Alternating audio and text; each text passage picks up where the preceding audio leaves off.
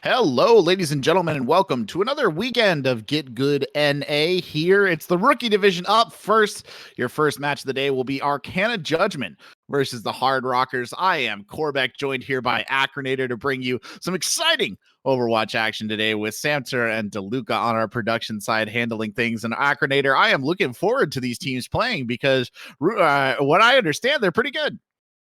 Yeah, I mean, looking at their records so far, they're 5-2. I believe we're getting towards the end of the regular season for GitGud. So these are, up there towards the top end of the brackets. I'm expecting some good things from these teams.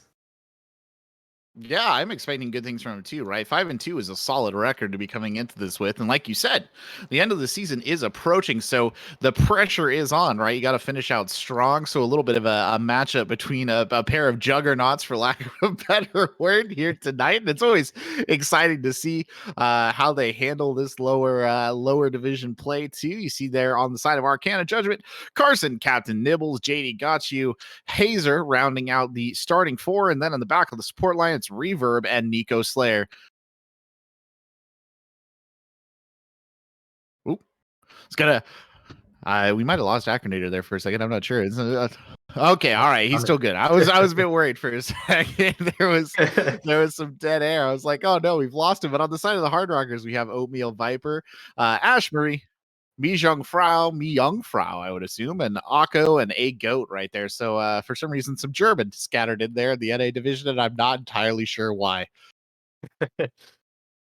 Yeah, and in all honesty, looking at, say, like Arcana Judgment, looking at the team sheets for what they like to play, Arcana Judgment looks relatively normal. I'd expect to see a lot of the what you call like stereotypical meta with like the Reinhardt, Diva, May McCree, Lucio Baptiste. When you look at the Hardrockers, I don't see anyone who willingly plays main tank. Of course, they're going to have someone who plays main tank, but both of their people on their sheet that say they have any sort of tank, they have someone who likes Zarya and then someone else who likes Zarya and Diva. So, someone's going to be filling that role of the Reinhardt, the Winston, Orisa, Wrecking Ball, something along those lines. But I'm going to be curious as to exactly who. Who steps up? First match will be Lijiang, or first map will be Lijiang Tower, as you saw right there, and it is the favored map of Arcana Judgment when it comes to control. But yeah, it'll be interesting to see. I feel like someone who has to start main tank is becoming more and more the theme of Overwatch these days, whether we like it or not, right? Which maybe could explain some decisions that are being made for future games that may or may not be coming out eventually. But yeah, it's going to be a bit of a challenge too. And of course, when you get into those matchups, right, Acronator, you have the guy who, or the guy or gal who's kind of been put on main tank, whether they like it or not, versus the person who plays main tank all the time. And sometimes that difference is telling. Yeah, and I think Lijiang Tower in particular is going to be a good place to tell that, and maybe they just didn't happen to put it onto their team sheet if they like to play the Reinhardt or whatnot. But Lijiang in particular, there's a lot of options that these teams can run, depending on the round. Control center, we have that stereotypical brawl. The other two Yep. rounds, you can see potentially anything from double shield to the double bubble, maybe even some more brawl. It really allows these teams to give us a first taste of what they like to run. And the meta is a little fluid right now, I would say. I think it's a fair assessment. Things are kind of still kind of being thrown together. Nobody's really come down with a particular side that they really like. And looks like we're hopping right into the action here on Lijiang Tower. And our first map will be Market. So there we go. Out comes the fire strike right away. The immediate engagement there from Arcana Judgment, wasting no time. The teleporters hit at almost the exact same second. An exchange of hammer blows in the front line, but it'll be Mi Young Frau who goes down first. Both immortality fields invested here, but Carson on the Symmetra cooking away with the beam, giving him absolutely no room to play with. Carson continuing to apply the pressure here, just shoving them out of the point. A valiant attempt by Sublateral coming in there, but really, ultimately, just listen, that will be that, Acronator. Yeah, and I think that really comes down to the different kind of play styles that these teams want to run. It really only came down to the secondary DPS outside of the Symmetra because you have Captain Nibbles on the McCree, who allows Arcana Judgment to get in there a little bit more aggressively, more poke damage, whereas Sublateral on the May wants to play a little bit slower. A bit of a botch right there by JD Got You. He threw his Fire Strike on the left-hand side instead of straight through the damage amplifier, and they lose one early on. It's Nico Slayer who does go down. That's a bit unfortunate. The Shatter coming out there is immediately blocked. That forces a Sim barrier out here too, which is good. It's giving them a little bit of sustain, allowing them to continue to hold on to this. Carson will get Me Young Frau again, and that was a good pickup that they needed right there. Still going to get aggressive here on the Hardrockers. They're going to use the Sim barrier to push in, and 2 kills coming straight off the bat. JD Got You and Carson both down. Add Oatmeal to the mix here as well, because Hazer and Reverb won't be long for this world. And it's just Captain Nibbles out here on the top deck, and he will choose the path of least resistance right there. Yeah, we don't want to feed too much old charge at the very end of the day. Carson going over to the Mei as well, and in all honesty, that entire fight comes down to a Blizzard difference. Blizzard is one of those very few ultimates that's just fight winning by itself. Sublateral throws that in, gets a good amount of people frozen up, and free fight from there. Don't get the fan base talking about Blizzard differences. That'll be all over here. And then the charge coming in. Speaking of all over, the Shatter comes out, and it's all over because nobody got any follow-up on it at all. Captain Nibbles, however, will manage to get Oatmeal out of the equation. But again, Baptiste falling early. It is the unfortunate Nico Slayer who does go down, but Hazer gets 2 with the reback. Hello. Oh, that's unfortunate. A mech from above. Terrible gift from the gods right there, dropping down on the heads of the Hardrockers. That actually basically busted this wide open for him. Amazing stuff right there. Oh, you either love or hate to see it. Oh, okay, they're still into this. Me Young Frau is going with a Shatter, and they managed to clean up the fight from there, so I guess the D-Mech wasn't the end-all be-all of this fight. Oh, you would think that it was over. I thought that it was over. And still, the teleporter up allows for the quick recontest, and out comes Me Young Frau swinging away, gets a big shadow there too, Aggravator, to really turn things around. And I think what you just said played a really big role into the Hardrockers coming back and actually keeping control of the point throughout the entire thing. Arcana Judgement never did anything about Oatmeal's teleporter, therefore they could just get back to point so much faster and recontest exactly as they needed to. That's exactly what happened, and now the pressure coming in again on the front line. Good Shatter coming out there. The charge to follow it up, and Me Young Frau is annihilated. But out comes the Blizzard from Sublateral, and again, the Blizzard diff in action there. Akko manages to pick up 2 from the support line. Sublateral gets Carson as he throws out kind of a last-ditch Blizzard right there. Now we'll see Hazer touch. The teleporter is there, though, and Hazer is just bullied into a corner and beaten out of the mech. And really, it's going to be a desperation time here. They will manage to get 1 touch in very briefly from Captain Nibbles, but that looks like it might be about it. And a good charge there to clean out JD Got You and finish this first stage. Really fast tempo from both of these teams, in all honesty. Keep in mind that this is, I believe, the rookie division, so these teams are around Plat. This did not look like Plat gameplay. I gotta give credit to both of them. I guess that speaks to their records thus far because they're playing incredibly fast. They have great target focus. They have a general idea of what their win conditions are. I would normally expect this from like Masters teams, you know, so both doing really well, but it looks like Hardrockers just had more value out of their Symmetra in general, and were able to play their win conditions from their DPS, from their tanks, just a little bit better. Yeah, I agree with you right there. They were definitely hitting their win cons and doing a good job of it indeed. And I appreciate, to a certain extent, that kind of organized play coming out of teams of this division. Like you said, it's not necessarily the standard. But starting off here again with the Symmetra for the quick teleport, and then you'll see Lucio's coming out on either side. They're engaging right away. Like you said, tempo fast, Acronator. Straight into the control room. Already brawling it out, trying to get an early pick in on either side. The Ryan Zarya competition versus the other side, but it's Captain Nibbles who will get an early pick there on Oatmeal. A little bit of backup from Ash Marie. Ash Marie continuing to fire some high damage grenades down the choke right there. You don't like to see that if you're on the other side, but they just keep falling back. Arcana Judgement not giving him a lot of room here. We'll get the first point cap and basically back off then. Yeah, however, because it was really just Oatmeal that fell in that fight, they have all their Zarya charge, they have all of their resources still, so they're going to be able to recontest very quickly. They are going to be able to recontest quickly indeed. Ash Marie still here with a very high charge, about 99, almost hitting 100 right there as well. They've got the amplification matrix out here too. Now they use that Maywall in an attempt to get a cutoff, but it won't come, and JD Got You hits a big shatter, and that should be follow-up if ever there was one, but instead it's turning into a little bit of a quagmire here, fighting around the outdoor to the outside. They do manage to drive a goat off the map, and in that moment, JD Got You looked like they were separated, but we'll get back with the team in fine form. I'm starting to notice a distinct dynamic forming between these two Reinhardts, where they look relatively even in the neutral play, but once it comes to hitting and blocking shatters, JD Gatchu seems to have that little bit of extra finesse to be able to land more people on their backs than Jungfrau. Captain Nibbles with the tire up in the top of the dome, looking for something to drop down on it. He'll find Opiel almost by accident because he wasn't even looking at him. JD Gotchi, though, experiencing a little bit of pressure here on the front line, does have to back up for a second, throws the fire strike out there to clear a little bit of distance. Sublateral does have another one of those killer blizzards in the pocket here, if they so choose to use it. And Sublateral gets the boost there. Oh, will not receive the sound barrier, still gets the blizzard out, does die at the same time, but now the bomb is up on top of everything else. And again, it's Akko from the back lines farming there on the Baptiste to get 2 big kills, and Jungfrau more than happy to finish off what was left on point.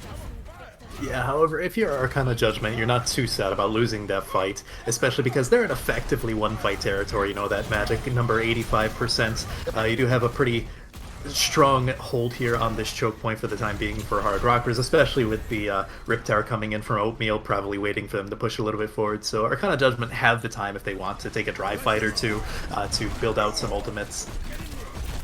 Well, they've cut off JD here for a second. JD gets through, drops the shatter. Unfortunately, he was booped away before he could get it off. Oatmeal dies without being able to use the tire. Now, that is an opening and a half. Captain Dibbles, he still has his tire if he chooses to use it. But they're playing it a little bit more cautiously here. They just don't have the bodies to hard commit to this, and they don't really need to, do they? They can play a little bit more time here. Yeah, I mean, they'd still have, like, what, 3 good fights? The clock on Hardrockers, rather, is only up to, like, 45%, so they have time to take these fights. Well, okay, maybe not like that.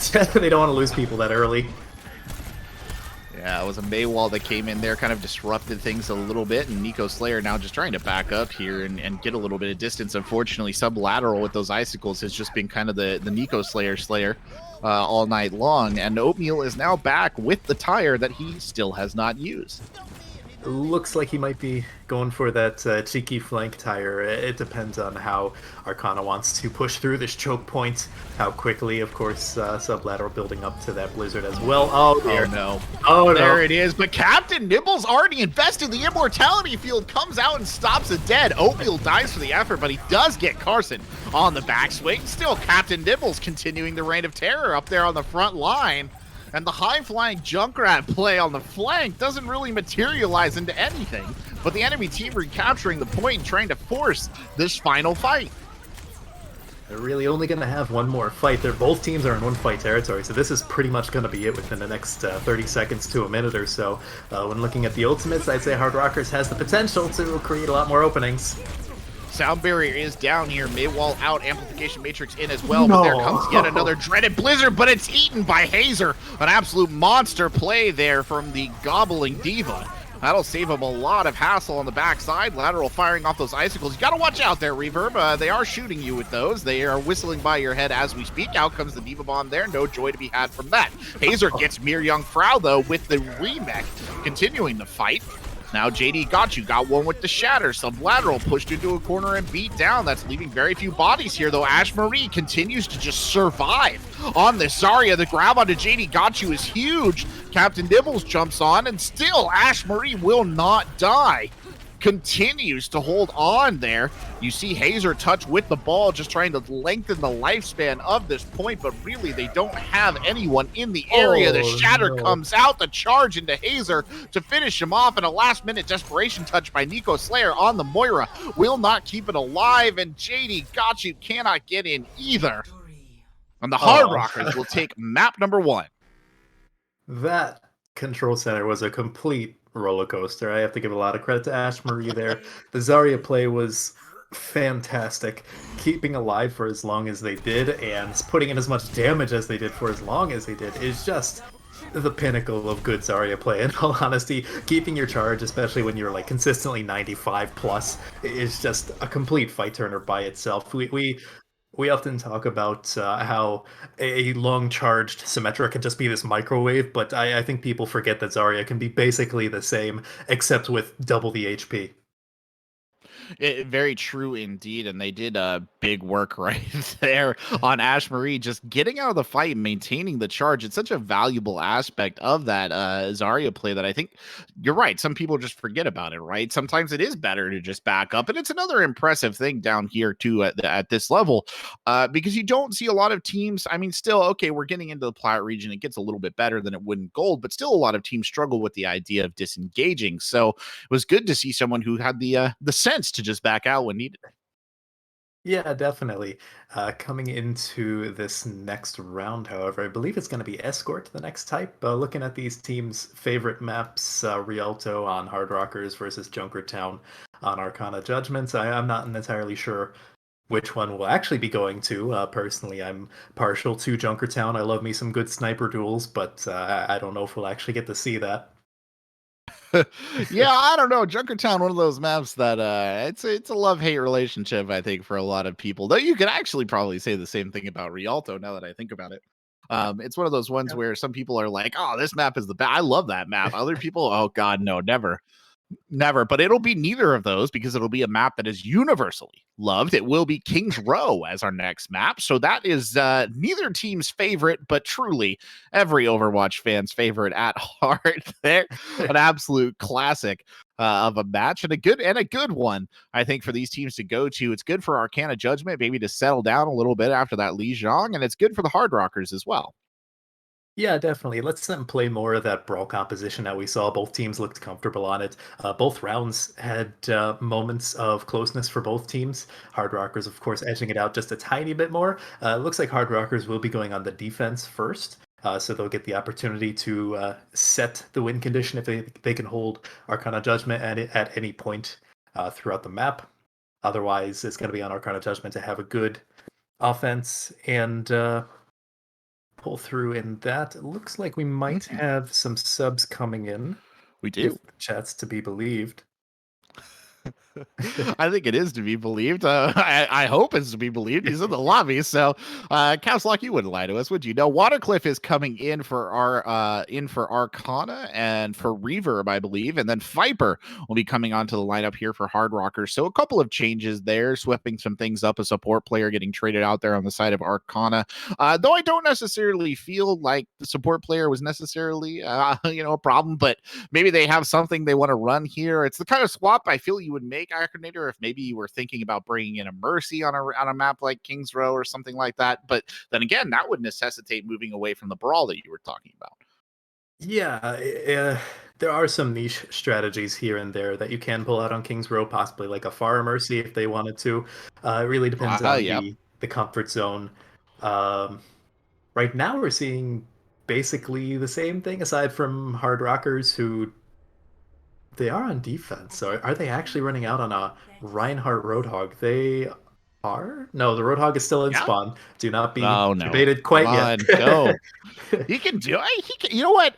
Underrated pick these days is Roadhog.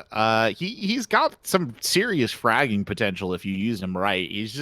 I agree that I guess the problem Oh, is he's not as utility useful, right, as somebody yeah. like a Diva or a Zarya in terms of his ability to protect. But we'll see what Ashbury does with it, because I mean they've showed a great survivability on Zarya, and if you can transfer that survivability off to Roadhog, you can do a heck of a lot of damage on that tank with his angry hook and his cans of indeterminate gas that he huffs.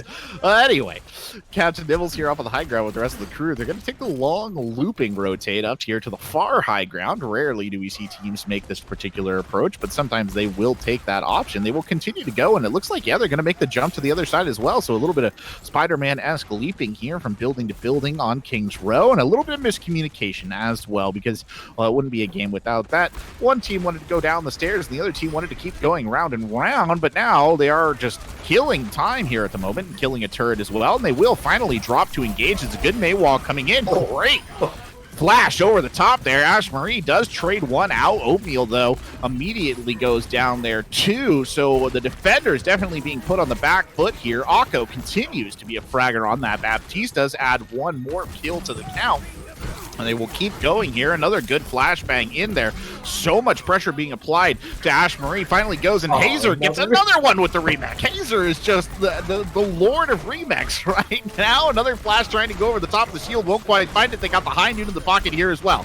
Captain Nibbles very low on health, but you got to think that he's thinking about using it. Out comes the amplification matrix, and that might have turned this around. JD Gotchi will go down. There goes Hazer. Captain Nibbles too low. He'll fall back to the deck. And a very convincing attack there peters out, but not after capturing 2 ticks.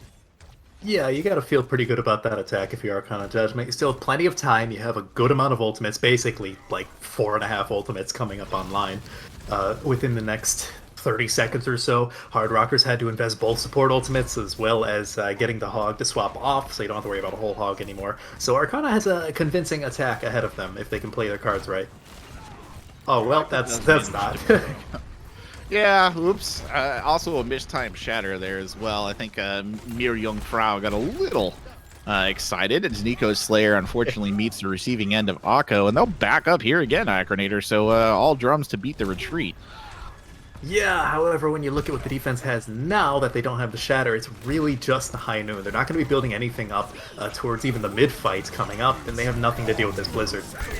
Or the high noon that followed it, except the immortality field canceling out the kills, but that's okay. The kill feed lights up red, red, red.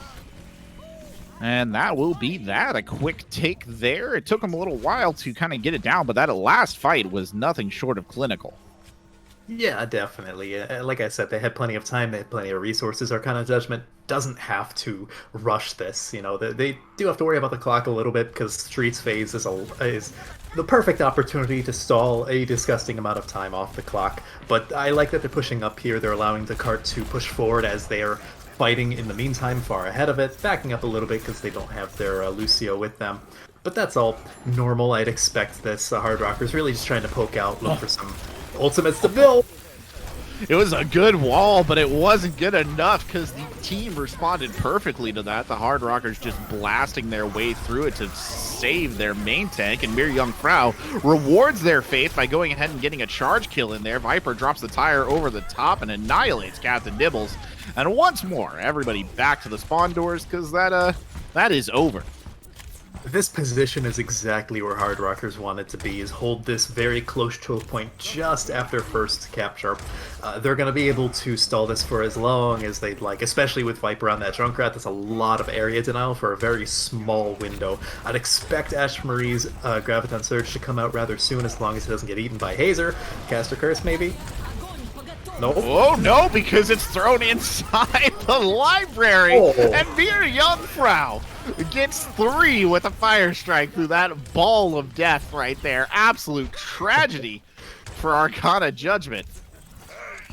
That's probably one of the more creative Graviton Surges I've seen in quite a while. Ash Marie is not just a mechanically good player, but they're a very smart player as well, and that's honestly an extremely deadly combination for an off-tank of all roles in these teams. Such a crucial position. Shatter comes out from Mir Young Frau. It knocks everybody to their feet, and Viper more than happy to follow it up. 3 kills there for the Junkrat. Ash Marie adds that stinger at the end. Yeah, and we're sort of in a situation similar to one of the last fights in the first capture for Arcana Judgment, where they have a good amount of ultimates coming into this fight, and Hardrockers don't necessarily have too much. They're going to have both DPS ultimates. Viper's tire is going to build up in no time whatsoever. But Arcana Judgment have a lot more value in theirs. They have the High Noon right now. They're going to have the Blizzard if they want it. They do have the Blizzard in here. Carson trying to get some shots in on the flank, but it's another great shatter, this time from JD Got You. And out they go, and down go their enemies, and a quick secure there, and a little bit of bullying for Ago. They do know that Diana got away, don't they? No, they're still 100 down to the back line. It's just taking a little bit of effort and a petulant sleep right there, and yes, that was that. Well, you gotta do what you gotta do. I guess let the let Hazer know who's the boss, even though you were the ones that backed the spawn. But Ago does have that nano boost. Once they get back into the fight, I wouldn't be shocked to see Mir be getting that rather soon. However, Nico has the amp matrix. He does, and Nico's got the sound barrier to give him a little bit of amp matrix there too. They'll push forward. Miriam Prowl will die in the front line. Out comes the immortality field. Baptiste is buried in the midst of everything. A grab coming out there is good anti-nade too. Puts things very under pressure. Somehow Watercliff does survive that mess, but it's too late for the rest of the team. Ash Marie and Oatmeal getting some big picks there. It looks like it's just the D.Va here to defend. No, they're going to continue contesting this. Talk about not disengaging. The fight continues to go. The shatter is applied. Poor D.Va, she woke back up. She got knocked back down, and then Captain Nibbles and Hazer combined to get some kills, and finally at the bitter end of all that violence, they will get second point. Not even... How is that allowed to happen? Arcana had like 2 or 3 people on point at any given point in time, and they just team deathmatched their way out of that sticky situation. I gotta respect it. I was gonna say something along the lines of Ash Marie did a really good job of waiting for the lamp to come out before grabbing, but it doesn't even matter because they lost point at the end of the day. And Arcana Judgement still have the amp matrix, so you haven't had to use it. Captain Nibbles goes flying there, tries to hit the high noon in mid-flight instead. He'll just hit Akko, and that's still a trade I think they'd like to have. Oatmeal does trade it back, but Captain Nibbles gets immediate revenge. The kills flying fast and furious here in the chaos of the front line. Captain Nibbles continues to commit. He looks back behind him and realizes, oh my god, he's the front line. They don't quite like that. He might have 225 HP, but it's not enough to hang with the big boys, and they will back up for a second here and just reset themselves. Yeah, coming into this next fight, I would almost expect to see Up the Tire coming out very early. Okay. Captain Nibbles doesn't give him any room to go. Viper loses his tire right away. Unfortunate, that is. Carson comes pushing up to the outside edge, throws the blizzard there as well. Can they get some kills off it? They sure can. Carson lines up the shot on Oatmeal with a clinical precision. They do have a nano boosted Ash Marie in the front line, though. Sound barrier will come out. They will just burn Watercliff to a crisp, but it is not enough. Oh, the vain contest coming in here from Viper at the end, just trying to hold this one out. There's a D.Va bomb sailing up and over as well. Immortality field was committed in the midst of all of this, and down comes Hazer again with what might be the 5th or 6th reback kill of the match for the D.Va player. Onto the point comes Ash Marie, this time in monkey form, trying to hold on there. Sorry, scientist form, my apologies. Up goes Winston, down goes Winston. He is out of the match. In comes a Doomfist now, sailing off from the side. That would be Oatmeal, who is trying to contest, but it will not be enough. And that is the end, but it is in overtime, Acronator, if there's anything the defenders can take away from that one. Yeah, definitely. All they really need to do now, if they want to bring it into a draw or win scenario, is Hardrockers just need to capture with at least a minute on the clock. But that was a really weird round. It felt like when the going got tough, Hardrockers just lost to like a select few of Arcana Judgement. You know, he had like a tank and a DPS from Arcana Judgement who were able to pull something out of their hats and pull out a miracle and take second point. They managed to take third point from extremely scrappy engagements to an overtime push into third point, which that's not exactly the easiest thing to do. Third point holds on King's Row aren't exactly uncommon.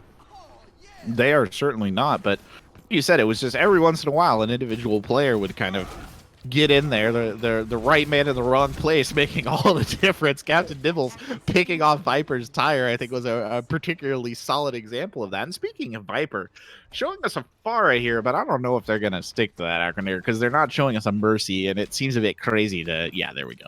Yeah. Rather interesting to see Viper's hero swaps thus far, because they haven't really been playing anything that I'd consider the meta, aside from like the stall Mei at the very end. Now we're seeing potentially a Reaper, which is a little bit closer to the meta, but for the majority of their defense, they're playing like the Torbjorn on first, they're playing the Junkrat. Those aren't really normal picks, though they are viable. It's been fascinating to see how they've been managing to get value out of it. You should come over to console, mate. It's Junkrat all the way down.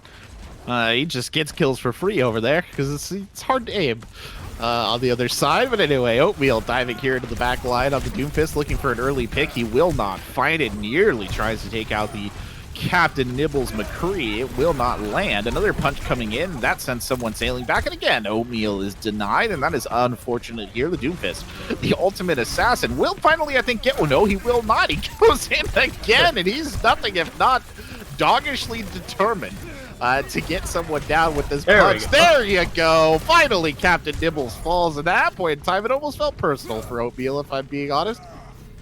Well, I mean, that's how Doomfist is played, especially at the higher levels. If you've watched, like, say, Sparkle from the Dallas Fuel play Doomfist, one of the best Doomfists in the world, it's very methodical. It's very slow and organized play, especially when you have a Zarya in play who can just bubble you. Oh, okay, and they're just bursting through this choke. They threw the wall down, and Carson got a little bit too eager right there and walked right into Viper's shotgun. They're continuing the pressure now. Ashbury will just annihilate Captain Nibbles right here. Ashbury goes ahead and gets one more. That's Nico Slayer in the plot. You can't really blame him. 5 minutes on the clock here into the streets phase. The defenders are a shambles.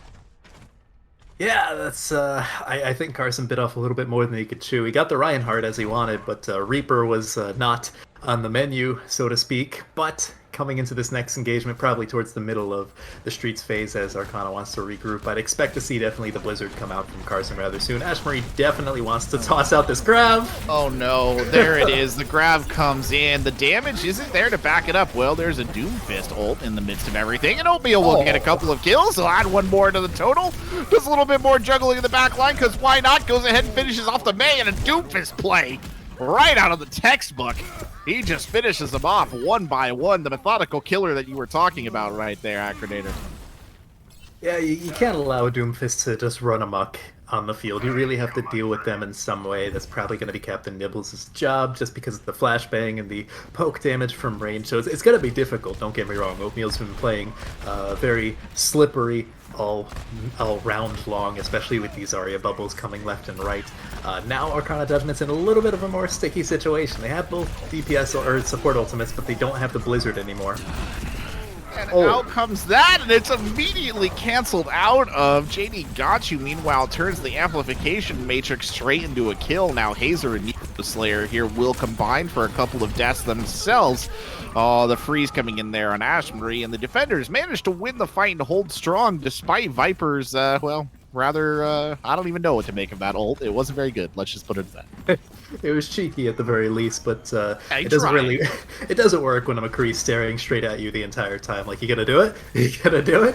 So, and now you have, again, still more ultimates in favor of Arcana Judgment. They didn't really need to use much. They're just using this probably as a zoning high noon. They just need to kill the clock, because Hardrockers have a good amount of... Oh, okay. Well, that's one way to zone him. Just don't let him leave alive, that is, I should add. Captain Nibbles gets two right there. JD Gotchu goes ahead and finishes off with a petulant fire strike on the back of Ashbury. What's crucial here is that Arcana Judgment aren't needing to use a ton of ultimates to win these fights as well. I mean, they want that with literally just a high noon. They have basically 5 ultimates. Nico Slayer's going to build up that A matrix in no time whatsoever. 60% is nothing to build up for a BAP. Carson continues to fire these icicles. Has the Blizzard here as well. It's going to just point blank that one in. The failed eat there coming out, or not eat, my apologies. I don't know where I saw a D-Matrix coming from. Must have been Hazer. Captain Nibbles and Carson, though, they're going to get some kills off the back of that Blizzard, and Carson continues to fight. JD Gotchu did die in the midst of all that, so this fight is not secured by any means. Watercliff tried to hit the beaten. As many unfortunate Lucio players know that pain, as he got killed in mid-drop right there and was not able to get it off. Hazer does have the Diva Bomb here if they should choose to use it. They're setting it up. There it goes, flying, sailing in over the top. Gets one. It's Oatmeal. It's the only kill, but it might be good enough to allow them a good recontest. A great bit of D-Metrics play right there into the grab. Still the sound barrier coming out now from a goat. And they're going to charge forward into this. Captain Nibbles absolutely run down. 3 minutes, 15 seconds on the clock, and they cannot afford to lose this here. Definitely not. Like I said before, Hardrockers wants to capture it with at least a minute remaining, because now they're in a win or draw scenario. And they have 3 minutes and 9 seconds to take a singular tick of first point. Unfortunate indeed for Arcana Judgment, just not able to orchestrate the defense there on the backside when push came to shove. And it was telling, I think, that they were just, I don't know, that the fight where they kind of right before that Diva Bomb, that was just a bit shambolic, just slowly getting picked apart piece by piece.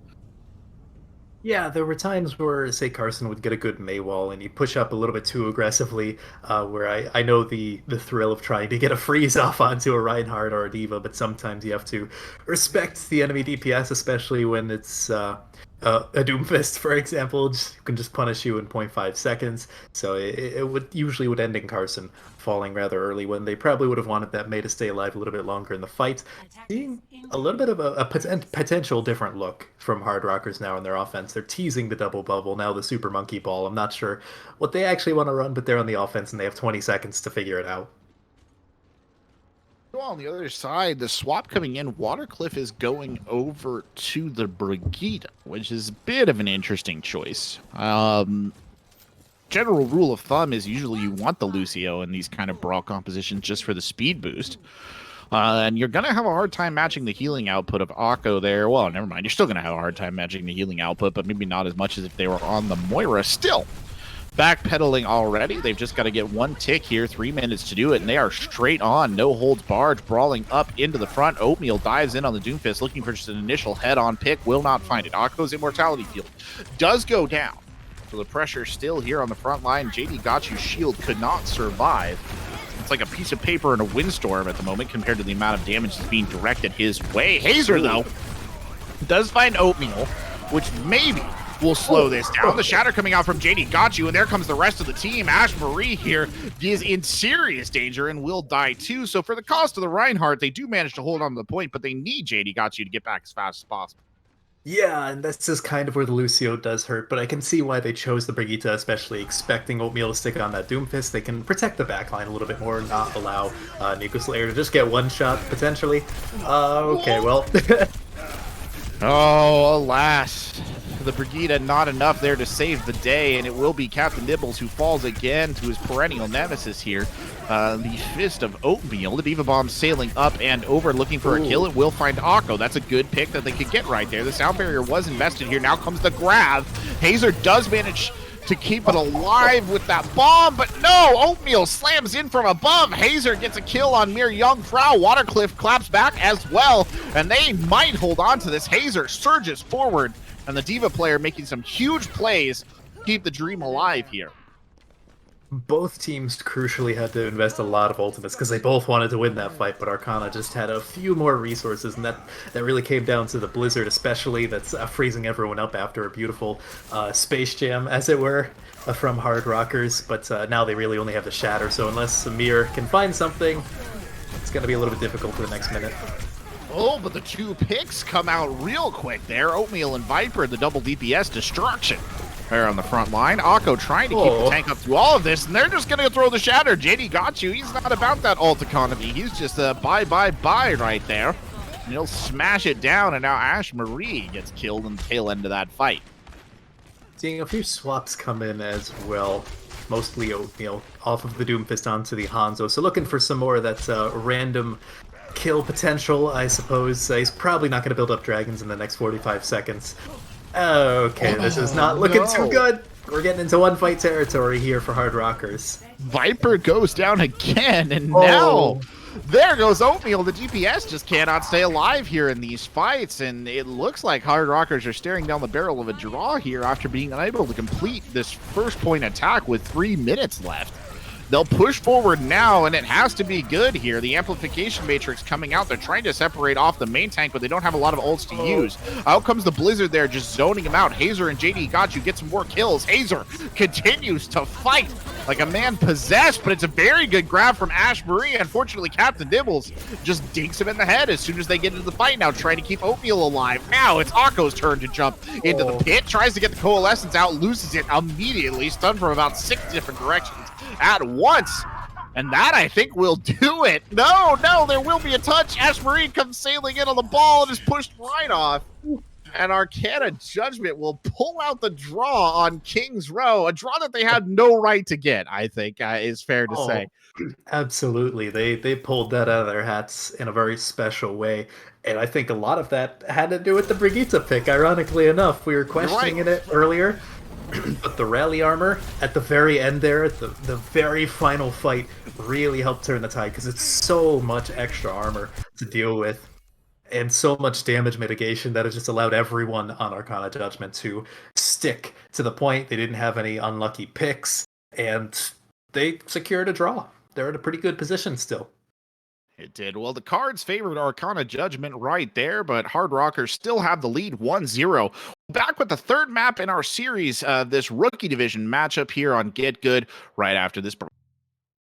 Hello, ladies and gentlemen, and welcome back to Get Good and a week 8 here, I believe, of season 7. It's the rookie division matchup between the Hardrockers and Arcana Judgement. So, an exciting matchup so far. We saw one map win from Hardrockers and then kind of an improbable draw on King's Row as we look down the barrel of our next map, which will be Junkertown, Acrodator, which we All were talking right. about earlier. Yeah, the order was a little bit out of whack for what I was thinking, but Junkertown, not too surprising. I believe it was Arcana Judgments. Yes, they have that listed as Yes. the map they like, so not too surprising. I'm hoping to see some good sniper play. But you never know. They could just also run out with something like, say, double bubble. They could try and run out with the brawl. I've seen it attempted. I've seen it work on some weird occasions. But I think the most success I've seen thus far on Junkertown in the current meta has been from double shield with like a Hanzo Ash or a Hanzo Widow, something along those lines. Yeah, it is definitely a map that favors sniper play and has traditionally been, well, when it wasn't the when it became not the, what is it, protect the payload map, right, of a bastion on the cart, when it changed from that to other things, yeah, it is known for its sniper play. So it's always interesting to see around this elo to what we get in terms of snipers and just how good they are and just how much of a difference they can really make on other sides. But it'll be good to see maybe what these DPS have in store, and we do have some substitutions coming in as well. So Sublateral is back in for Viper here, and then Reverb has been brought back in for Watercliff. So those two Lucios just kind of switching out almost interchangeably here, except we did see Watercliff play that kind of big, important Brigida at the tail end, and we've yet to see Reverb really flex out of that, but it might just not be necessary on this. Yeah, we'll have to wait and see. It's really going to depend on how these teams want to form their comps. Like you said, there's even the potential of the bringing back Yield pirate ship. I would more expect to see that if we go to like extra rounds, overtime pushes, things like that. Yeah. Maybe not so much in the first attempt. I wouldn't be too shocked to see a very close hold for whoever's on the defense first here. It looks like it might be Hardrockers unless they opt to go to the offense first. I do believe it is the Hardrockers who are starting off. So the sides have not swapped coming over from King's Row. So I would expect maybe a close hold. It has become one of those things that people do like to do on this map if they think they're particularly clever. So we'll see what they have in store for us. Keep in mind, ladies and gentlemen, as it says on the screen there, both these teams are 5-2. So this is a pretty critical matchup for both of them as the season is starting to wind down. They both want to walk away with a win here and kind of help their chances in the long run. And there you see the picks coming out, and well, Hardrockers is showing us something interesting indeed. Yeah, they're on the defense, mind you. So they're running out with this Bastion. He is currently out of spawn, which is not something I would have expected on the defense. The offense looks a little bit more stereotypical, I guess you could say, with the wrecking ball composition with the double sniper. That's not too uncommon to try and divide and conquer the double shield. Oh, what is happening here with the defense? This is.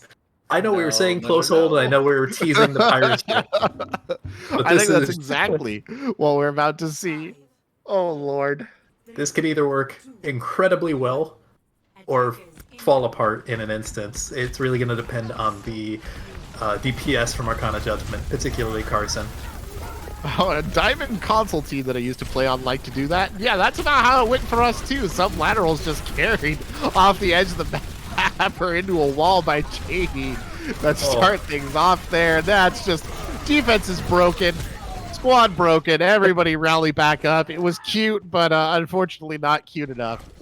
Yeah, usually if you're going to do a close hold like that, or on, say, a map like Rialto, you'd want to wear off like maybe 45 seconds to a minute off the clock. That took maybe 20 seconds, no more than if you were just holding the high ground. So we'd see a full sail swap here. Actually, they're going back to that Reinhardt Roadhog composition, which is usually played either extremely aggressive or extremely passive, depending on how much value they want to get out of that Roadhog. I'd expect to see them looking for some cheeky picks onto unshielded targets like potentially Hazer if he recalls his shield at any point in time. Otherwise, expect to see JD shatter relatively soon. He has it. Might as well. Oh, dear.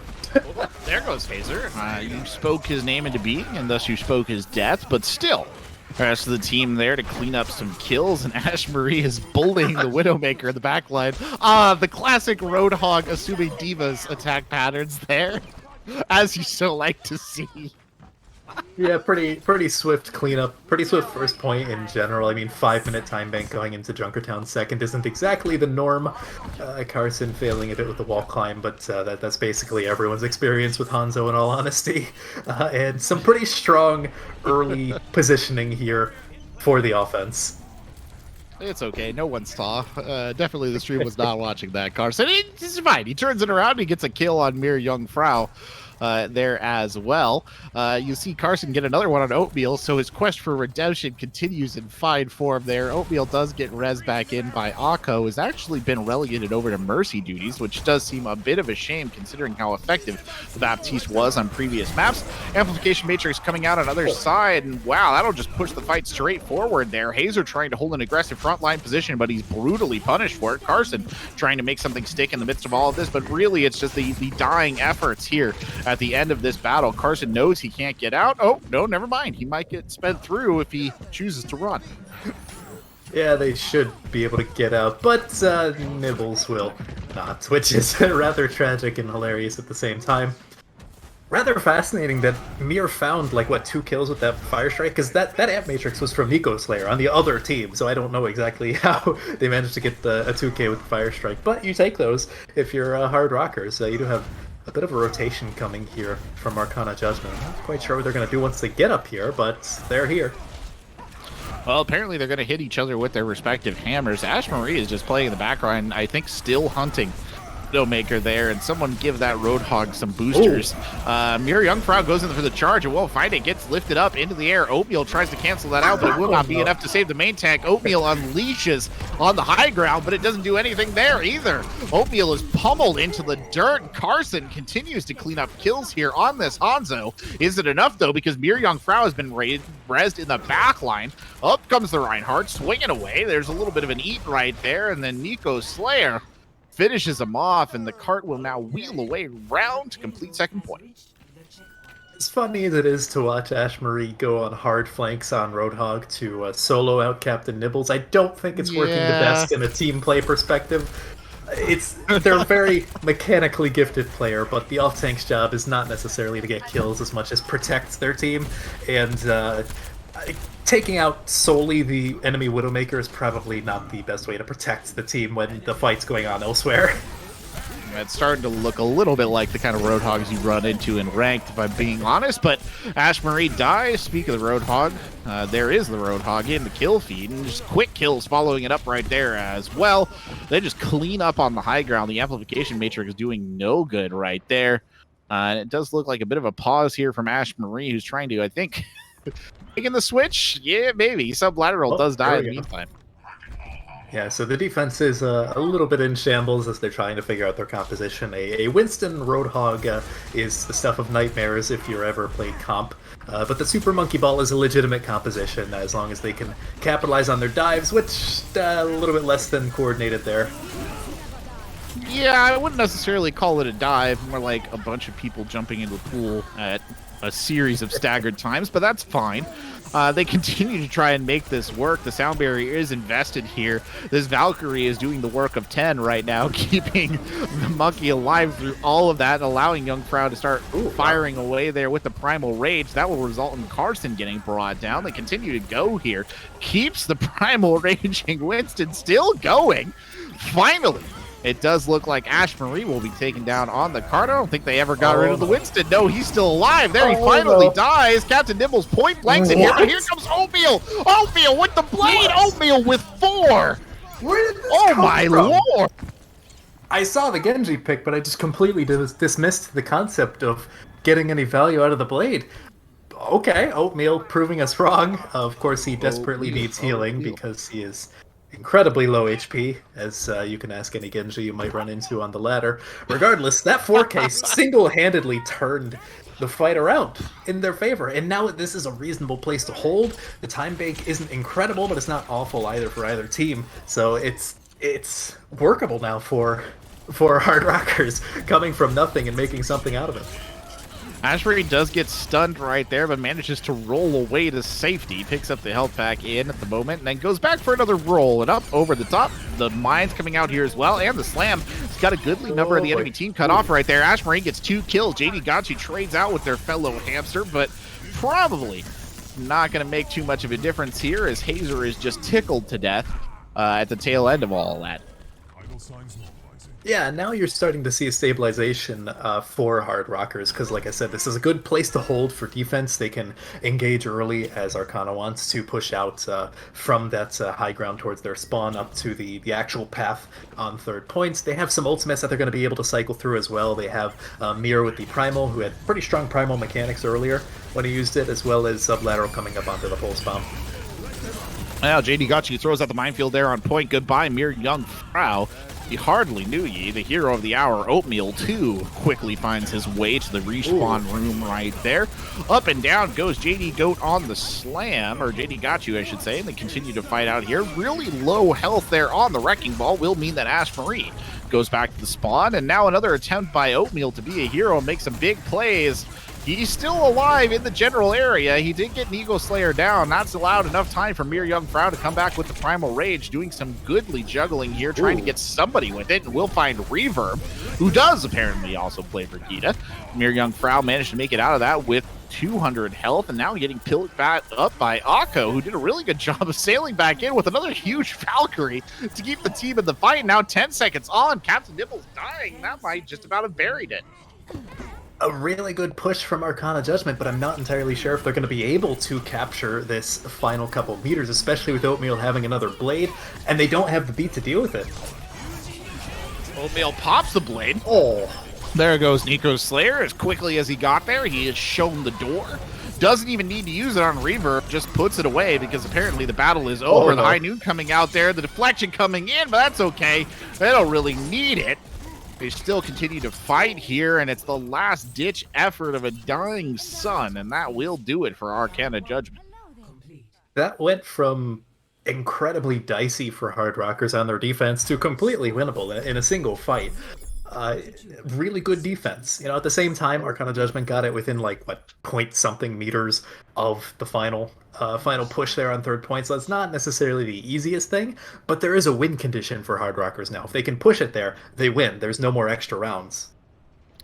You're right. To be fair, if it hadn't been for Oatmeal and his veritable steel chair moment right there from out of nowhere with that Dragon Blade, that would have been a different matter entirely. I still don't really... You're right. I completely disregarded it as well until he pulled it out and started killing people. I was like, whoa, that came out of nowhere. But now we will see what they muster on the attack. And it looks like they're showing us a little bit of a double shield right here, which is an interesting choice indeed. And on the other side, speaking of interesting choices, Sigma Roadhog as a frontlining tank duo. We haven't really seen this too prevalent since the Season 3 Overwatch League Grand Finals meta, where you had the San Francisco Shock versus Seoul Dynasty. They pulled this out quite a lot, Super and Gesture on the Roadhog, respectively. So you're going to see JD Gachu on the main tank still. He's retaining his role, but the way he does it is going to be a little bit different. I hope he's not going to be sticking up that far for too long, because there's zero peel, and it's really only going to take a little bit of focus fire from Bastion to melt him. But at the same time, his mere presence and the damage he can commit into Arcana into Hardrockers is a threat to be reckoned with, and will create some space as long as he's alive. Goodbye, JD Gachu. He is taken out right away as the payload now becomes Air Force President. That is President Oatmeal.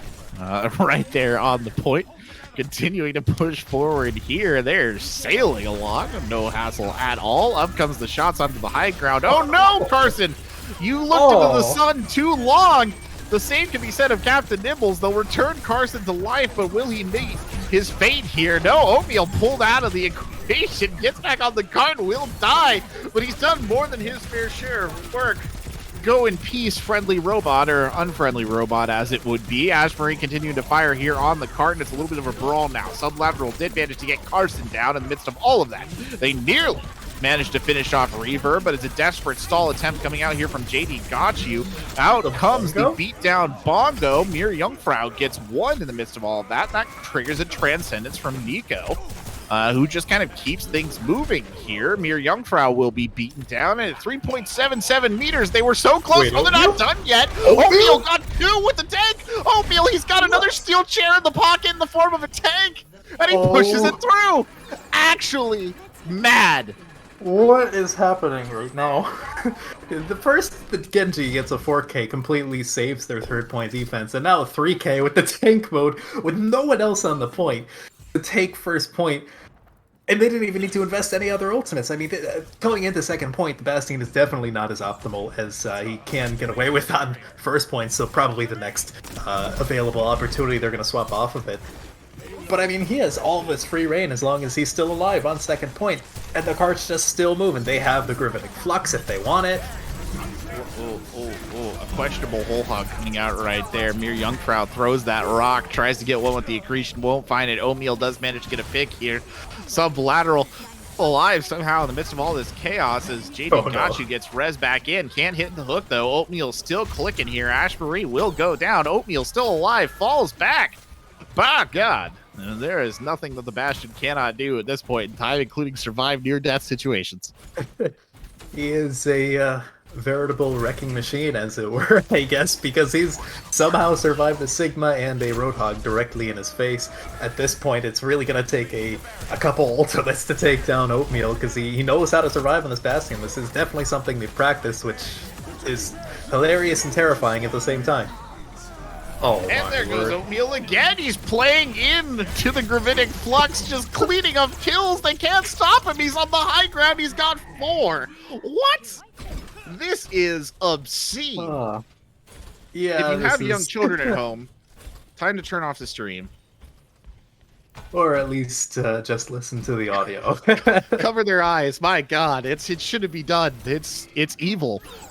I don't necessarily know how they're going to deal with the tank configuration from Oatmeal coming forward. I mean, they have the Transcendence, but I don't know if the Transcendence can heal through the burst damage. I don't exactly know the numbers. Okay, it cannot. It cannot. Yeah, it actually can't. Yeah, out comes the tank again. The boom booms are firing. The artillery brought in here, and this continues to run. And what is honestly one of the most wackadoodle things I have seen in Overwatch in a really, really long time.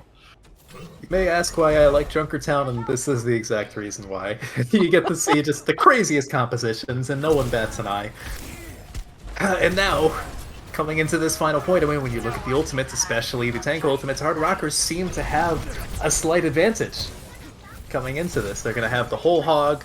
Mir Jungfrau is coming up onto the Gravitic Flux a little bit faster than JD, and Oatmeal's just chilling on the high ground, completely uncontested. Oatmeal was ensconced there for a second in turret form, but it's a hook there that will pull JD Gachu down to earth and return him to the earth almost immediately. Oatmeal taking a little bit of damage there, ducks back behind the column and just reboots the health for a second. He's got Akko with the pocket. He sets up there. Now that is a risky setup. Oatmeal takes a couple of hits and ducks back around and is just waiting for the right position. Dear. Yep, Carson's Oh no, up. Akko's dead. No. Carson's dead.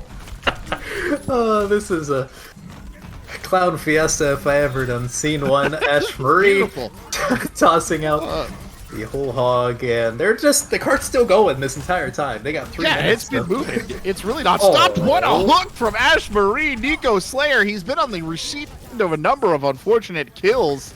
And that is the latest in a long line right there. Now they continue to push forward. Oh, that's a bit of an unfortunate situation for Mir Jungfrau. He turns around and finds himself staring down everybody's favorite cowboy, who just gives him the old Viking crew cut to end it. Especially if you saw the, basically any cooldown that could have saved Mir for, it was like 2 seconds away, 1 second away, so just standing there like, I'm in danger. Finally, you do have Hardrockers having to swap off of the Bastion pick. You know, it's just a few meters away from the final destination of Junkertown. They finally get onto the McCree sublateral, swapping over to the Ash to get a little bit less claustrophobic in these duels. And coming into this fight now, finally, you have Arcana Judgement starting to stabilize in terms of ultimates. They have the Transcendence, so they can deal with mirrors. Gravitic Flux probably coming in right now. Yep. Oh, wow. Up goes the Gravitic Ash Marie there to get a kill on Nico Slayer yet again. Can't seem to avoid the hooks. Hazer gets another remech kill. Hazer just continues to turn Diva's mech itself into the ultimate weapon. Captain Nibbles doing a good job of rolling away. A couple of kills coming in here as well from the dual Cowboy DPS setup. Sublateral will get 2 off the top deck there. That's Reverb and Captain Nibbles who do go down. Oatmeal quick to follow up though. JD got you taken out of the equation, and that just leaves Ash Marie there to sweep the decks, and they are perilously close to winning this, and they will do so. Yeah. You know, that just felt, first off, like a very weird map, a very fun map, but kind of awkward for Arcana Judgment in the grand scheme of things, because when you look at their tank line, especially on third point, they swapped off of the Roadhog Sigma and swapped over to like a Sigma Diva composition, but that creates the problem of who's playing main tank. And the answer is really no one, because neither Sigma nor Diva can really deal enough threat generation to take the space needed to play that role of a main tank. So you legitimately had 2 off tanks who really couldn't force the enemy team to be in any sort of position that you'd want them to be in. Yeah, very true. I mean, that was just a wacky map. The oatmeal that just kept on giving right there, like a well-loved 1995 sort of Toyota. It just never gave up. He just got so much mileage out of that bad boy. That was a crazy map. That was one of the weirdest Junker Towns I think I've ever seen. To be fair, but it's not quite over yet because it is a best of 3 series. So the draw there is impacting this a little bit and keeping Arcana Judgment's hopes alive a little bit longer. But it's beginning to look more and more like Hardrockers are taking command. I mean, I'm going to be honest with you, coming out of that victory there with that oatmeal thing going on, I don't think they're anything but surging with confidence right now. Yeah, I am sure they're feeling themselves right now at this point. The momentum's in their favor. They haven't dropped the map yet. They did tie King's Row, but that's neither here nor there. And I mean, coming into this final map, momentum is really going to be the deciding factor, because we're going to Hanamura. And if you ask me, the second point of Hanamura is the hardest to capture in the entire game. So momentum is going to play a huge, huge factor in capturing the entire map here. That's a bold statement. I don't know if I necessarily disagree with you. It is certainly hard to capture. I will give it that. It is an absolute monster of a point, but it's going to be some swaps here as well. You will see Viper back in for sublateral, and then Watercliff making his return, and the constant revolving door of the Lucio players over there on Arcana Judgment. They just can't give down on one or the other, but that's fine. But I am actually fascinated because both of those teams showed us some sort of like weird off the wall compositions there on Junkertown. So I can't help but wonder if we're going to see weird off the wall stuff on over here on Hanamura. It kind of started off with these two teams. They were very like traditional, and then the deeper we got in, kind of like Heart of Darkness, it just got weirder and more twisted until we had Oatmeal getting 3 kills on first point with a Bastion tank. So I'm curious if they changes on Hanamura and they go back to those state things, or whether or not they're gonna keep this up. There's definitely a lot of room for some wacky stuff on Hanamura, especially on the offense, where you can play Symmetra and kind of play whatever you want for the other DPS. So we could see some creative teleporter strategies. We could see potentially some like Pharah Mercy, or potentially even like an Echo Mercy composition on defense. Gets a little bit harder on the offense to break through that first point. And then second point has such low ceilings that I'd almost expect just return to like a stereotypical May McCree-ish, or maybe like an Ash instead of the Cree. So it first point has a lot more flexibility, and we could see some more craziness transpire. Yeah, it will be interesting to see. And you're right, Flyers do, but that I would not be surprised at all coming out from both these teams is that Symmetra teleport, right? On that first attack is very popular idea still to this day. I personally don't like it at all, but a lot of teams go in for that sort of thing. I just feel like it always ends in disaster, but some teams, they do make it work. Yeah, it's really just dependent on how much they've practiced, how quickly they can react Yeah. to it. Once you say we're TPing over here, everyone has to be all in. You have to get into the TP fast. If you get sectioned off, it doesn't work. And you also have to have a plan for once you get out of the TP. I've seen a lot of teams flop, like you said, where they'll Yeah. TP and be like, "Oh, what do we do now?" and just stand Yeah. there and fail. It's kind of like a fish that jumps up onto a dock. It's like the plan was interesting, but now we're here and there's really nothing for us to do but flail around for a little while. But we are getting ready to go in. We do apologize. There's just a little bit of a delay here, but it shouldn't take too much longer before we hop in. But again, it does feel to me like Hardrockers with the advantage. And there we are. As I spoke it, so it shall be. And we get started here on Hanamura. And once more, Acronator, and this is something I think worth pointing out, Hardrockers will be on the defense again to start off. Yeah, and like I said, second point defense is incredibly hard to break. So if they can get, even if they give up first point, if they can get a reasonable defense on second, they can immediately set that win condition once again, like they did on Junkertown, avoiding that full capture and avoiding extra rounds if necessary. Nothing too shocking on the defense, or really the offense for that matter. A little bit more tame in terms of the plan this time around. Attackers incoming in Yeah, it does seem a little bit more tame indeed. But again, Carson showing us the Symmetra. So the teleportation will be present. On the other side, it's much more scam oriented is the way we're looking, right? Oatmeal and Viper on the Ash and the Junkrat, respectively. And we know that Viper a deft hand with the rat if given the room to play. So again, I think a lot of this is going to come down, like you said, Acronator. Do they have a plan for when that teleporter drops them on? Because that's where this is going to get real ugly. Yeah, especially with Viper on that Junkrat. I don't know if they were potentially expecting the teleporter, although I'd almost they maybe, but Viper has shown a good amount of Junkrat previously, so it's probably just a comfort pick.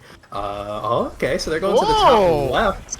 A little bit of pizzazz here from Arcana for the first teleporter. Let's see how they approach this point now. Surprise teleporter up to the top of the hut there, and that'll get him straight on the point in much more safe fashion. A very conservative TP, but JD Gotchu takes a lot of damage. It's Beard Young Frau who dies first, but Oatmeal strikes back right away, and then Viper just kind of leaps in front of JD's hammer, and he'll take those all day long. Now they're just zoning out this first point, and this isn't looking so great here. Somebody's got to make a move to try and turn this around. The res comes in. Somehow Viper slipped back alive on the other side, but a turret will do for the Junkrat there. A Bob does come sailing in, so this fight is far from over. They continue to go here. There goes Bob, and there goes Carson. Oatmeal's still alive here. Meanwhile, Captain Nibbles up on the high ground trying to play like an Ash when he's actually playing the McCree, exchanges a couple of shots and duck back down. Finally, he'll get over to the point to try and make a difference. Gravitic comes in. Mere Young Frau just gets wiped on the point. There's a Valkyrie out here as well. A Shatter, a Sound Barrier. Anybody else got anything they want to invest in here? There's an Nano Boost out there as well. Any more ults? Any more ults? Going once, going twice. The hammer's still swinging. It's Viper again down, and they are still fighting here on this first point. Now, finally, the hammer blows are starting to tell. There's just one last contest from Akko, and that will finish a fiesta of lights and colors and noises there for the viewers.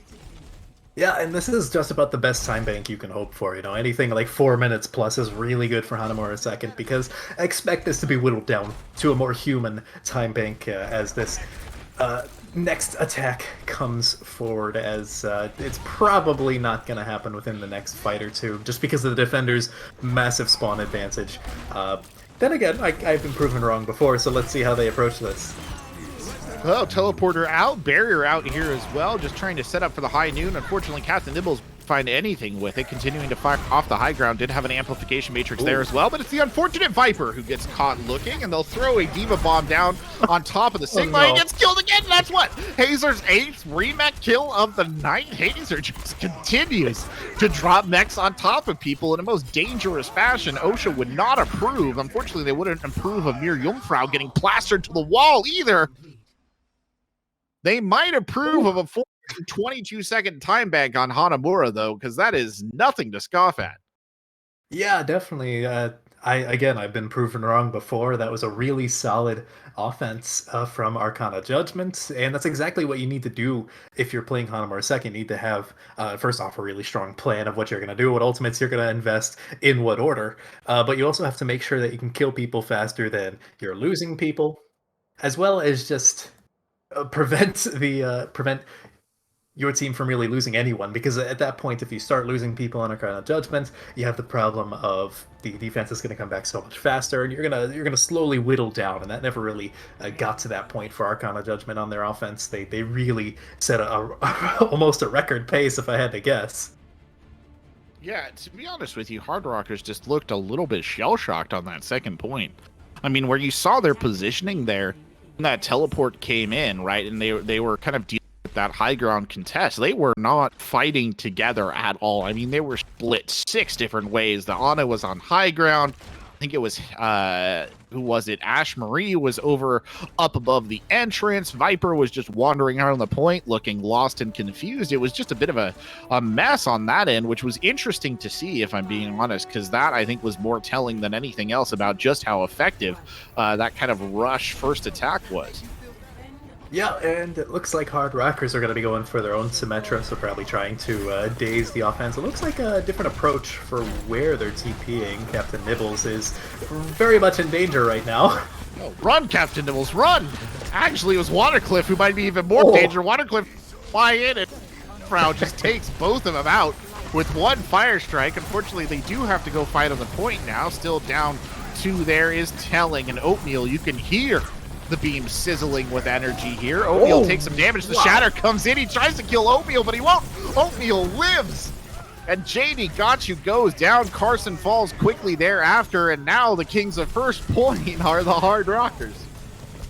I don't know how, but they're probably going to have a faster time bank. This is unexpected, but I suppose welcome. I guess both of these teams are just really good at offense. Because having yet another teleporter, probably the second point, looks a little bit disjointed for where they want to set up the TP, or maybe they're just waiting for someone to get back. Not sure exactly what's happening. Akko is... Yeah, they are. They're waiting for Viper to get back. That was the hesitation. Otherwise, another teleporter in action here. Everybody over onto the balcony and then straight onto the point. And unfortunately, it took a little bit long, so I think they were waiting for it. And Oatmeal will finally die. He is killable. Right there. The charge coming in from Mir Jungfrau, trying to get this nano boosted angry JD Got You off the point, but it's Captain Nibbles who's just doing big work right there, taking out supports, taking out tanks as well. And Carson, well, he doesn't want to be left in the dirt, so he'll take out Ash Marie on the backside of that as well. So 5 minutes and 16 seconds there for this push. Still a really good time bank. Realistically, they can capture in this next fight. They might even get a still larger time bank than their opponents. But Arcana thus far looks a little bit more coordinated, more ready on their defense thus far, as well as having a lot more resources to work with. They're going to have the Gravitic Flux and the Dragons. They're going to have Captain Nibbles' Bob if they want. Whereas on the offense, I mean, who did they toss the grab on? That was actually well done. The jump down, the Gravitic Flux comes in. Now a grab comes in, and somehow it's managed to pin 3 people in the corner. Dragons come out right there. Ash Marie just trying to pressure Captain Nibbles. Captain Nibbles fleeing for their lives like someone in a horror movie there to get up to the top ground, but you just can't escape Ash Marie. He wants the kill, and he'll get it. He drops down, and he'll just try and back out with whatever remaining shreds of charge are still in the tank here. Going for yeah, I guess that's what's gonna. I don't know what that's about. Saying hi. Neither of them could kill each other, so they just have to sit there in contempt, I suppose. But you can see the Graviton Surge. There was no follow-up earlier last fight. It's going to be a little bit easier to perhaps find an opening with Viper's Tire, assuming they don't lose their main tank that early. Oh, Viper does get a big kill with the Tire. He gets both Nico Slayer and JD Got You out of the equation. Captain Nibble still uncontested up here on the high ground, but again, it's the indomitable Ash Marie who is just holding onto the point. Beautiful headshot from Captain Nibbles, who jumps over on top of the shrine there, gets a couple more shots down, but it's Viper at point blank range who will take Captain Nibbles down. Still, though, that respawn advantage coming into play here, and no matter how good Ash Marie is at surviving, it probably won't save the entire team from the inevitable, and they will back up and maintain their charge. But another goodly charge Zarya backing out here. Yeah, and this is exactly what I meant when I said that Hanamaru second is one of the hardest points to capture in the game, because the defender's spawn advantage is so exasperated compared to like almost any other map in the game where you have a final point defender's advantage. You have a little bit of mutual destruction there going on the flank, but you will have the res coming in for Carson, so the Hanzo will be back much sooner. And still uncontested over on this high ground is Captain Nibbles. Up here like some gun and continue firing in, but it's JD Gotch who does the back-breaking labor right there. Then Carson goes for a little bit of a skeet shoot on Viper, who offers himself up as a practice target. The difficulty Oatmeal is going to have on this point as a Widowmaker is that he needs much stronger and further sightlines to feel comfortable, as opposed to Captain Nibbles, who can play in these tighter corridors and not feel quite as claustrophobic. And I can guarantee you, if we had seen Oatmeal's perspective at any point during these fights, he's probably feeling rather condensed into where he can move. Oh dear. Oh dear. Oh dear, the dragons are hungry and they're thrown right into the hallway, and Anko's just trying to keep the team alive and get them out of danger, and he just can't. You can't save them all. He can't even save himself, and Carson and Captain Nibbles just annihilate everyone who set foot inside the dojo. The DPS of Arcana Judgment are really stepping up. I think they saw Oatmeal last map and said, hey, we can do that too. Speaking of Oatmeal, going back to old Reliable potentially, looking for an opening. He will have enough time to potentially build up a blade, and actually some full sail swaps, almost, to more of a dive composition. But gonna have to find some way to get in without losing anyone like that. So the Genji, not exactly the stickiest Just target. like that. Yeah, just like that. There goes Oatmeal in the choke. That's killed all their momentum here too, Acronator. They're just gonna wait. That was unfortunate to say the least. And now Captain Nibbles will resume the spot on the high ground here. And keep in mind, Hardrockers has to capture this second point with some time remaining. If it gets into overtime, they're in a draw or lose scenario. Captain Nibbles flees from danger once more, touches the low ground. A little bit of a skip there. Nano boost coming in, and there's the shatter as well. Captain Nibbles continue to play off his backline, more than happy to keep pumping shots in. Viper does manage to strike 2 with the fire. No. There's a sound barrier out healer as well. They continue fighting. Viper is very low. Viper gets some more. Viper might just have broke the lines here by themselves. There's still a Mercy contesting. Flying around. What an effort by Watercliff to keep it going. He will fall eventually. But how much time has he bought him? Oh, wow. The pin comes in. Amazing immortality field to keep him alive. Dragons unleashed at almost point blank range. Ash Marie dropping the mech and getting right back into the fight. You'll see those shots coming out there from Captain Nibbles, but he won't bring down a kill. Mir Jungfrau is here as well. It's getting pushed into overtime now, so this is big desperation time. You want to try and capture this point if you can. Still the fight going on. You'll see some shots going up from Ash Marie, doing a great job there of just tracking Nico Slayer across the heavens. Another charge coming in there will not end in a kill. That'll be JD Gotchu who goes down. I don't think they're going to be able to get anyone in on the touch. No, Watercliff, you were so close. But so far. Even so, that's got to feel a little bit bittersweet for Hardrockers, as they have to hold a singular tick of first point Hanamura for longer than they had on the first push. So that's got to sting a little bit, because they are now in a draw or lose scenario, and I'm sure they'd really rather have not drawn another map. Well, they do call it Dranamura for a reason, so but ooh man, 4 minutes something there on the first point of Hanamura is a Herculean task. Let's put it in those terms. It would take a significant effort for a team to manage to hold on to that, and that's not a knock right here on Hardrockers, because they have been, well, rock hard a lot of the time in terms of their defenses. But I don't know. It didn't go so well on Hanamura the first time as well, and I'm just going to ignore that trip to the negative zone that he took there for a second. I'm not sure what happened, but it does happen. Anyway, taking a look at the defensive lineup, and they've brought a pharmacy to the affair, and I don't necessarily know what I make of that.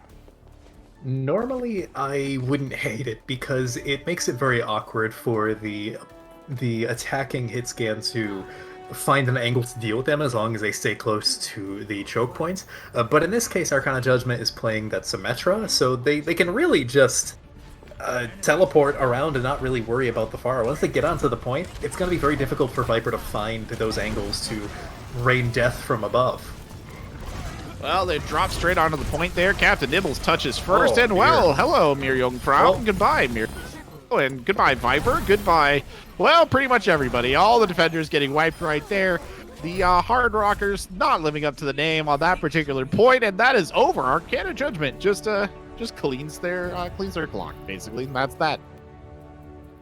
Yeah, it's expected. You know, as much as we saw, 3-minute defense on King's Row earlier for the draw, this one would be in a different order of magnitude for insanity that I just couldn't see happening. And sure enough, it just takes one good teleport and some target focus to close that round out. So Arcana Judgment, for the first time this series, are now on the board with a point. I'm sure they're happy, and as far as they're concerned, reverse sweep is incoming, but Hardrockers is still on match point, so I'm sure they'd love the opportunity to close it out. What?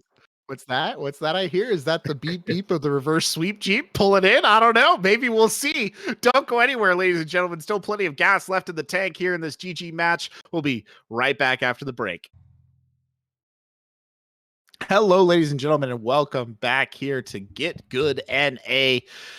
Wow, it has been a match here between the Hardrockers and Arcana Judgment here in the rookie division, and it's not really gone the way we expected. That scoreline says 2-1, but there have been 4 maps, actually. There was a draw in there as well, and we just got off of a Hanamura map where Arcana Judgment looked like a completely different team, Acronator, and I do not know what to make of what I am seeing.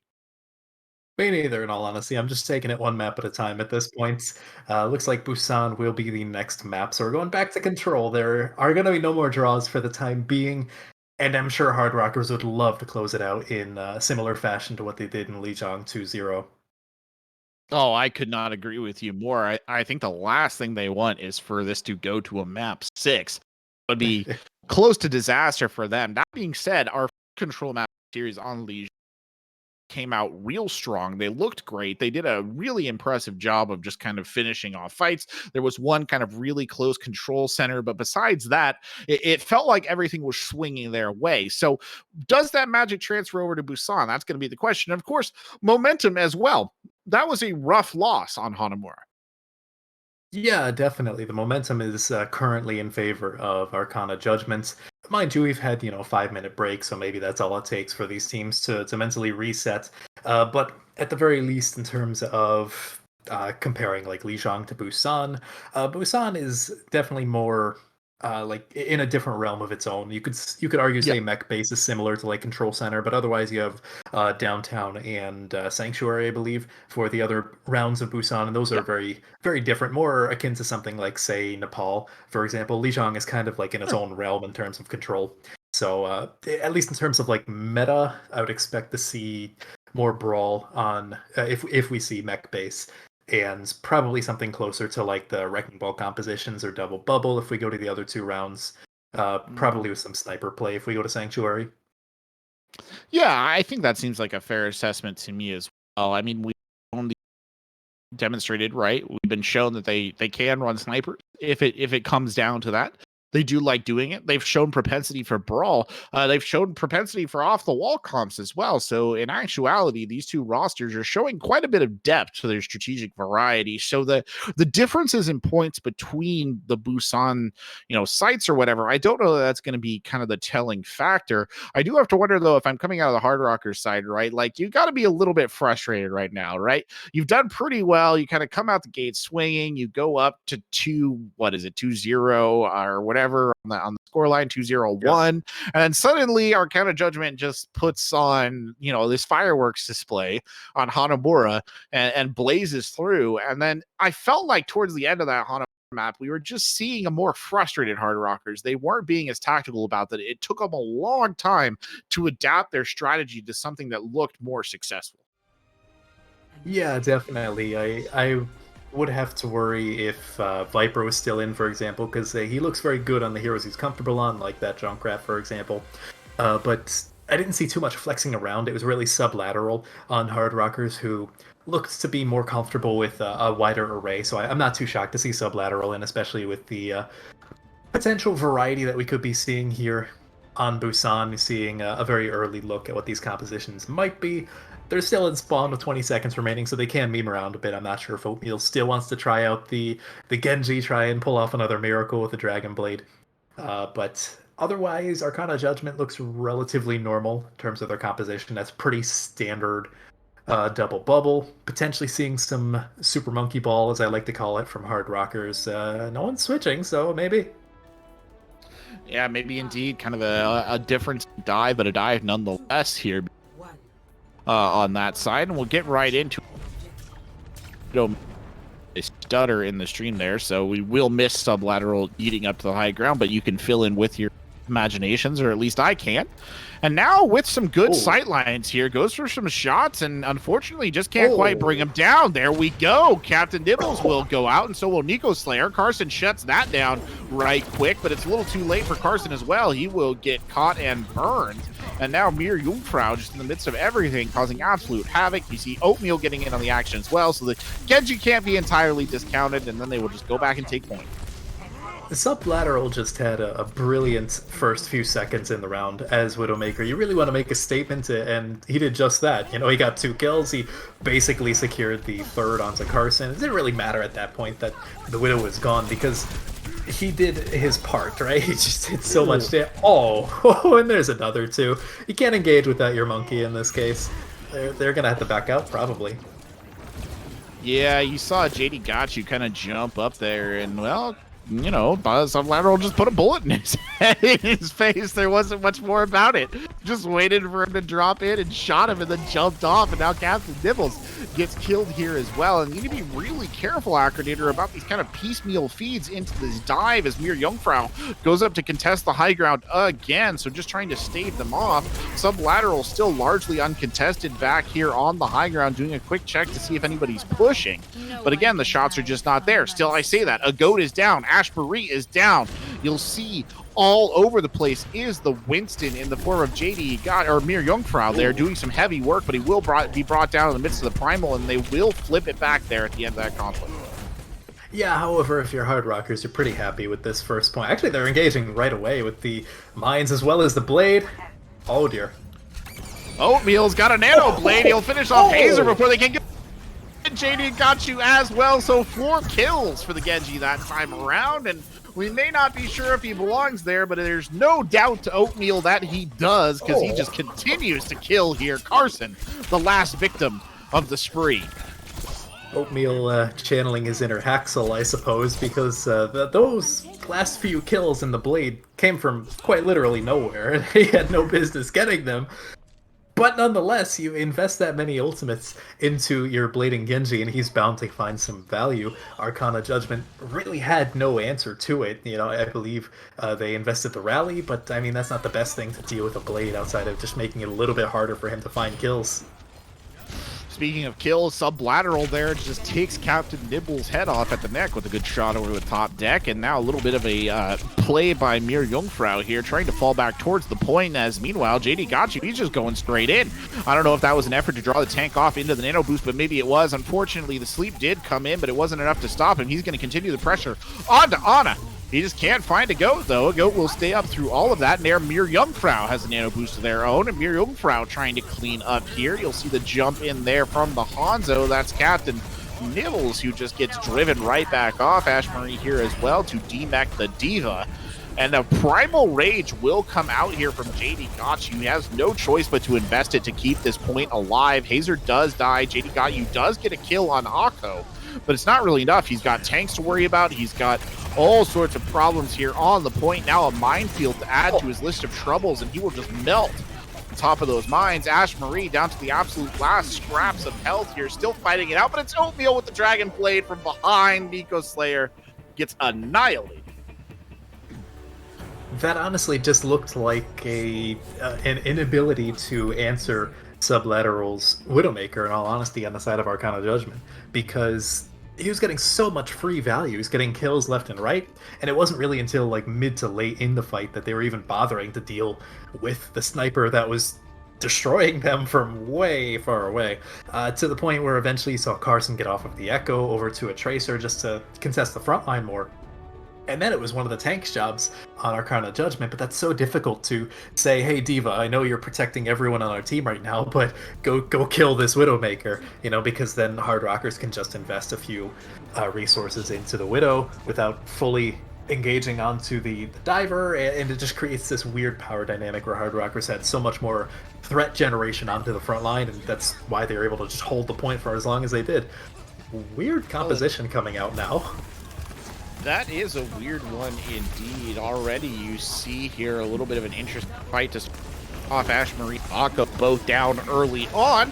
JD Got is traded back out, but at the tail end of all of that, it feels like maybe a little bit of a loss. You see a Goat and Oatmeal, they can't stand either. And wow, great job there coming out from Captain Nibbles. He'll just clean the deck and gets a nice clean 4K. Not too surprising. I mean, when you think of tank duos, a Winston Roadhog is not exactly the first thing that comes to mind. In fact, I can't really think of two tanks that would synergize less. So I think they were getting a little bit cheeky, too much into the deathmatch headspace, as it were. But going back over to the Super Monkey Ball that they ran out with on the previous round, there's actual synergy to be had here with the dive. There is synergy indeed. Carson, though, has this position up by Drum Jr., continuing to fire down. Needs one connect to get a kill, but focusing on tanks. And JD will go down. Oatmeal, though, traded right back out. So a tank for a DPS, maybe not the fairest trade in the world, but a trade nonetheless. Carson continuing to fight here, and then the invisible beam of death. They're sweeping the point. There's a nano-boosted Winston to worry about as well in the midst of all of this chaos. And Nico Slayer doing a great job of keeping the time up through all of it, and they will retain their hold on their point, though it was certainly by the skin of their teeth. Yeah, I got very hairy there, but at the same time, when you look at the ultimates they had to invest, it was really just like, the Coalescence and I think the High Noon earlier on in the fight.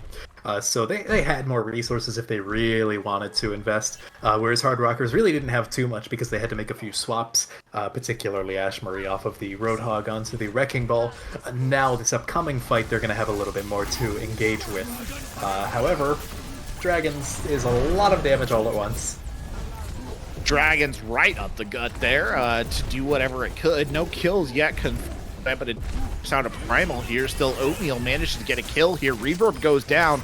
Gonna prompt the blade here from Oatmeal, and Oatmeal will get JD out in the midst of all of that. He goes ahead and finishes off Captain Nibbles with a beautiful little triple shot there, and a vain attempt to kind of just push this up to 99% here coming out of Hazer, and he nearly manages, he does manage to do it in the bitter end, and then Oatmeal will just touch, and they'll get the full flip of one fight territory for this stage.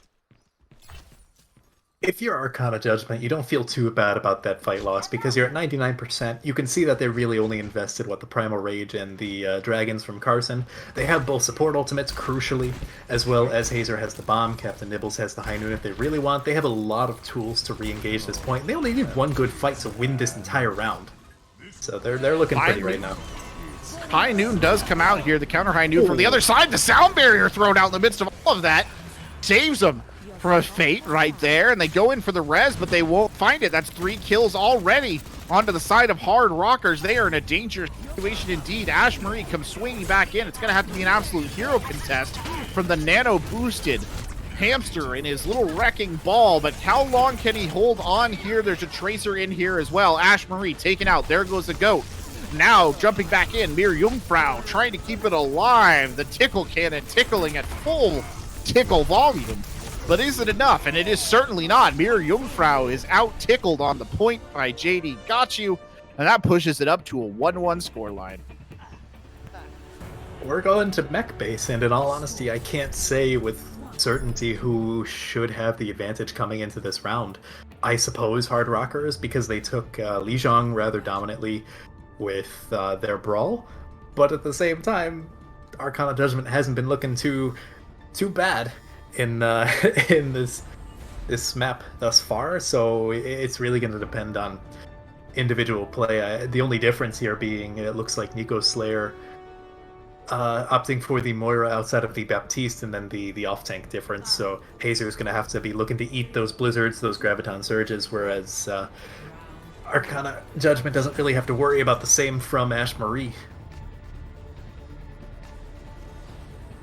We'll see the immediate clash up here on the high ground, wasting no time at all and getting straight into anything less from the two Reinhardt.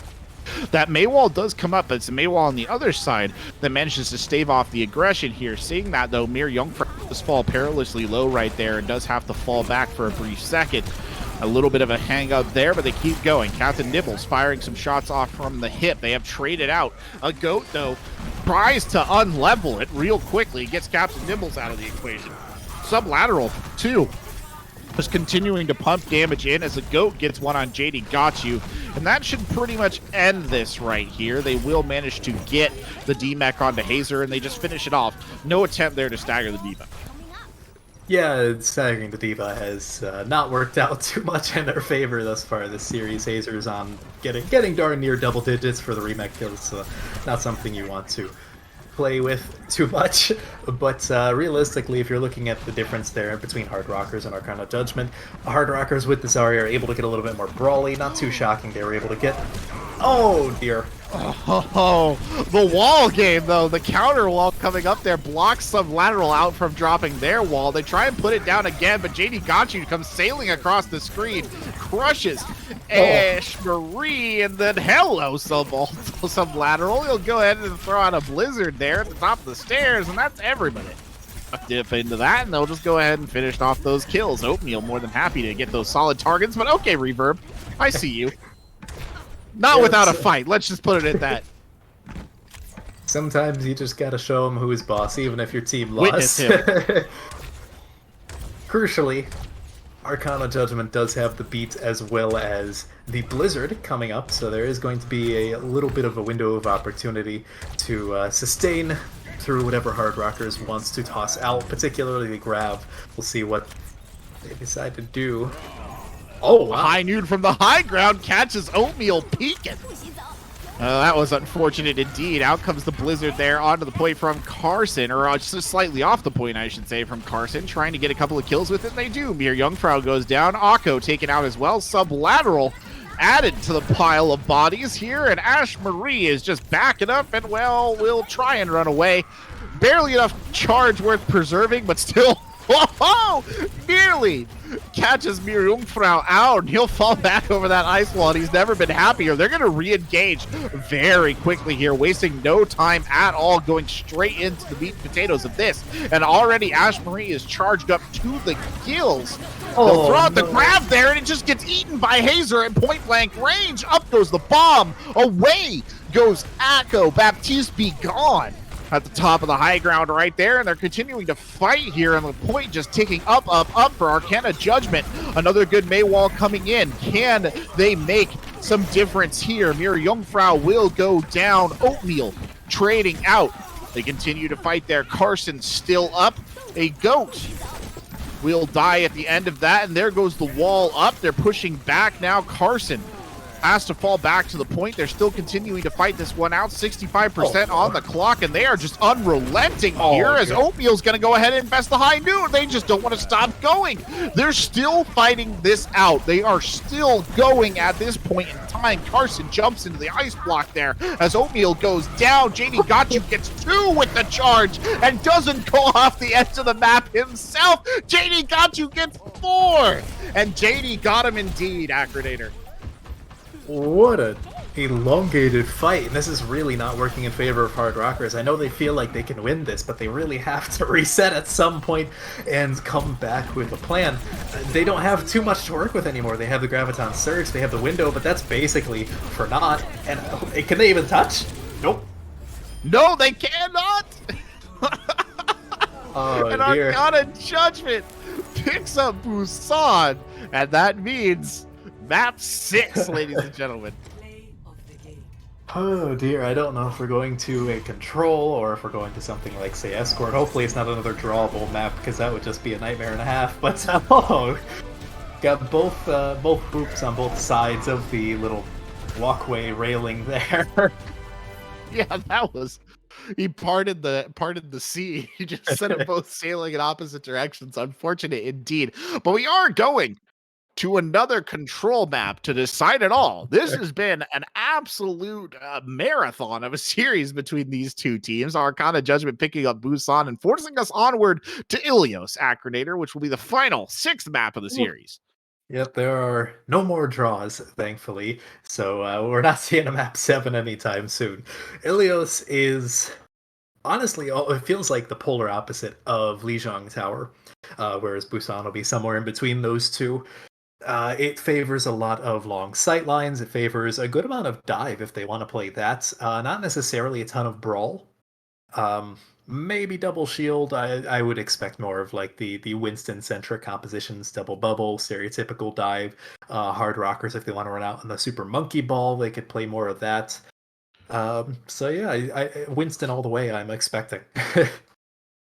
Winston all the way, indeed. Well, I mean, they both showed a little bit of a propensity to run Winston there, though at the end of the day, it did look like JD Gotchi was struggling a little bit more with the Winston ultimately on that downtown point. But I wouldn't say the difference was so noticeable as to really kind of be the main cause of problems there. I think you were totally right on that first point of Busan. A lot of it was just leaving Sublateral open to do what they wanted on the Widowmaker. Now, that could come up again here on this map, especially if we start off on Ruins. That's going to be a playground for Sublateral, assuming he doesn't get subbed out, and I don't think they have.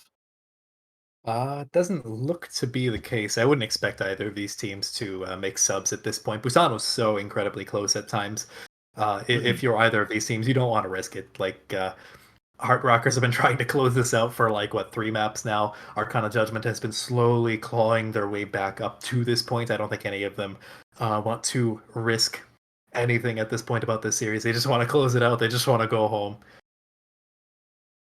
I mean, the momentum shift right now, like you said, right? It's been Judgement clawing their back up, and it does to a certain extent like this could be, I mean, theirs to win.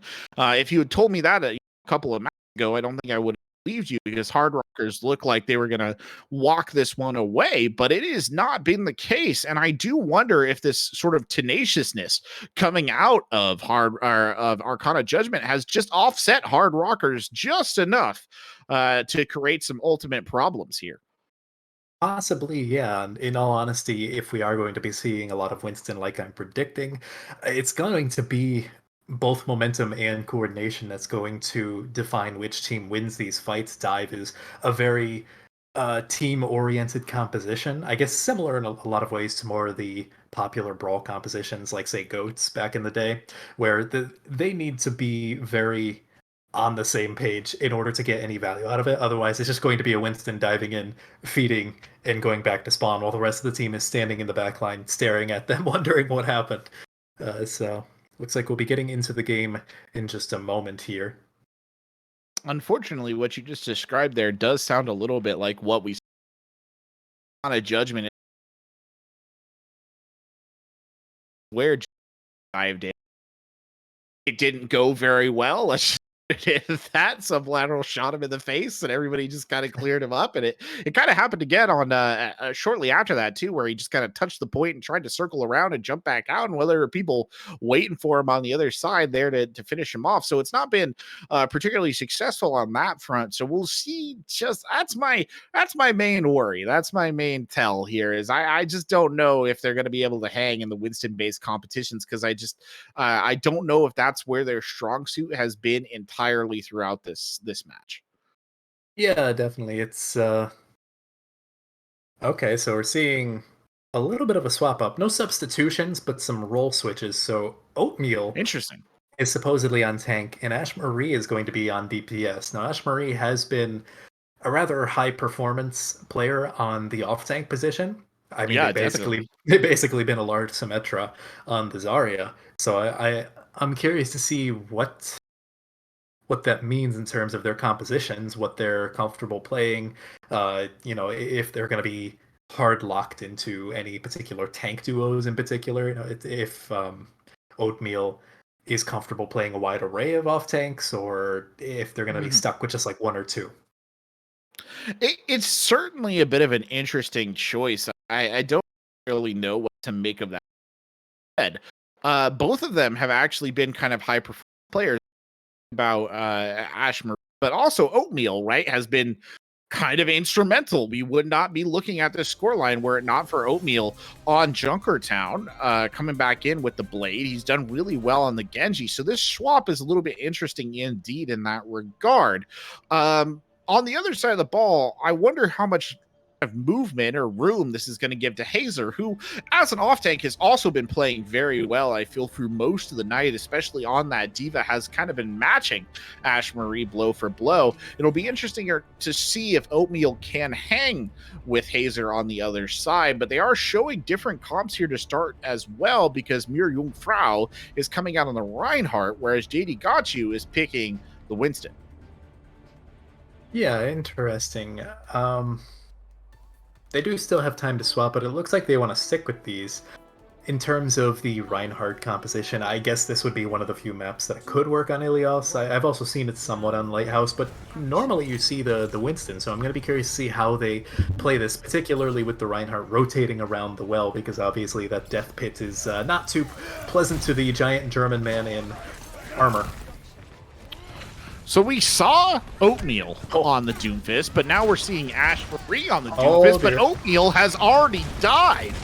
We'll go sailing away thanks to Reverb, and there's Goat and Ash Marie are both dead here as well. Mir Jungfrau will fall, and the Hardrockers get a bit of a hard knock right there at the start of this fight. I wouldn't be shocked to see some swaps, but at the same time they lost that so quickly and convincing. Wait, so now we have... It's the same thing. Oh, never mind. Yeah, they just swapped in the positions in the lobby. I thought they swapped. I know. I was like, wait a minute. Not the alt charge. What are you doing? Either way, we have a little bit of a Lucio duel going up on the high ground, or some kind of duel.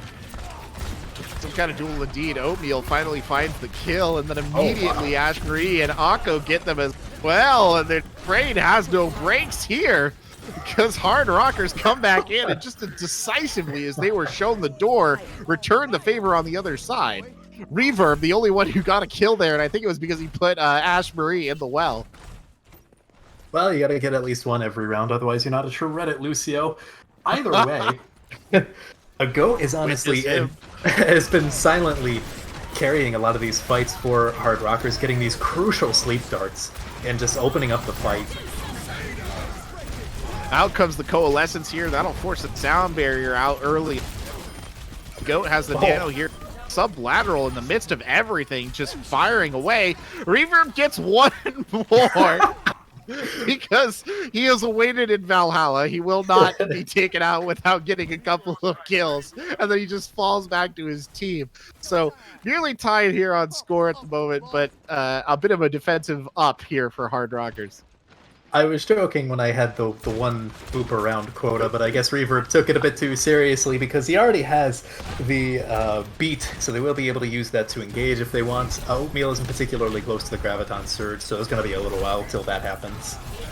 Oh, dear. Well, Mir Jungfrau gets Reverb this time. There will be no boops. Boops are canceled.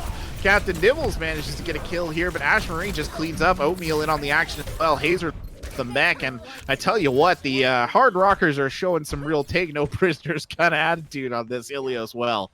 Yeah, the more this round goes on, at the very least thus far, a Goat has been an extremely instrumental factor in them winning these fights. The sleep darts, the anti-nades, the nano boost timing is just absolutely on point and top-notch on a play, and it's really hard to beat a Good on it. Carson goes to the top rope. Carson's trying to set it up. Do they know? They don't know. He drops the Death Blossom from above, but it's done. He will not get it off. Nico Slayer does manage to get the kill on Oak. Will go down. They're still fighting this out. That'll be the sound barrier coming out from Reverb. Keeps the dream alive and keeps the fight going here on the point. It is at 99%. The attempted boop, a failure there. No, it still gets Nico Slayer. He wasn't able to fade out. He tried at the very lit, but he went down anyway. They'll still flip the point. Depending on how patient Hardrockers are, they have the potential to build up the Space Jam, which for those who don't know is the Graviton Surge and the Doomfist Meteor Strike. Arcana Judgement does not have beat, they just used beat. They don't have a Baptiste, so they don't have the Immortality Field. So they have nothing to deal with the Space Jam if they build it up. This is looking rather grim, depending on if Hazer can eat the grab. Oh, the grab gets eaten by Hazer. Oatmeal is denied, and then Hazer gets 2 with the remake.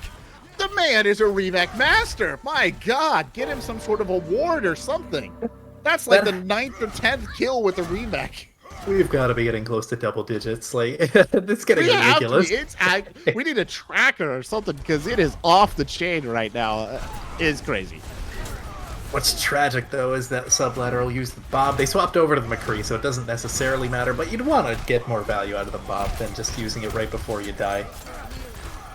Well, JD got you getting knocked around like a coin in a washing machine. The Shatter's not going to help with that at all. Ash Marie goes straight up, but Reverb got Oatmeal in the midst of all of that. Down comes Ash Marie right into the sightline of Captain Nibbles. And now back on the point goes Akko, who's flashed and hammered to death. And the first round, it looks like it's going to go the way of Arcana Judgement. A desperate attempt by Mir Jungfrau to stall it out, and that'll allow for someone to come sailing over the top. It's Oatmeal on the Winston still going here. Up comes Sublateral as well. Now comes Ash Marie on the Doomfist, and Carson just takes out the trash on point there to secure up this 0.1 win. That was a roller coaster of emotions.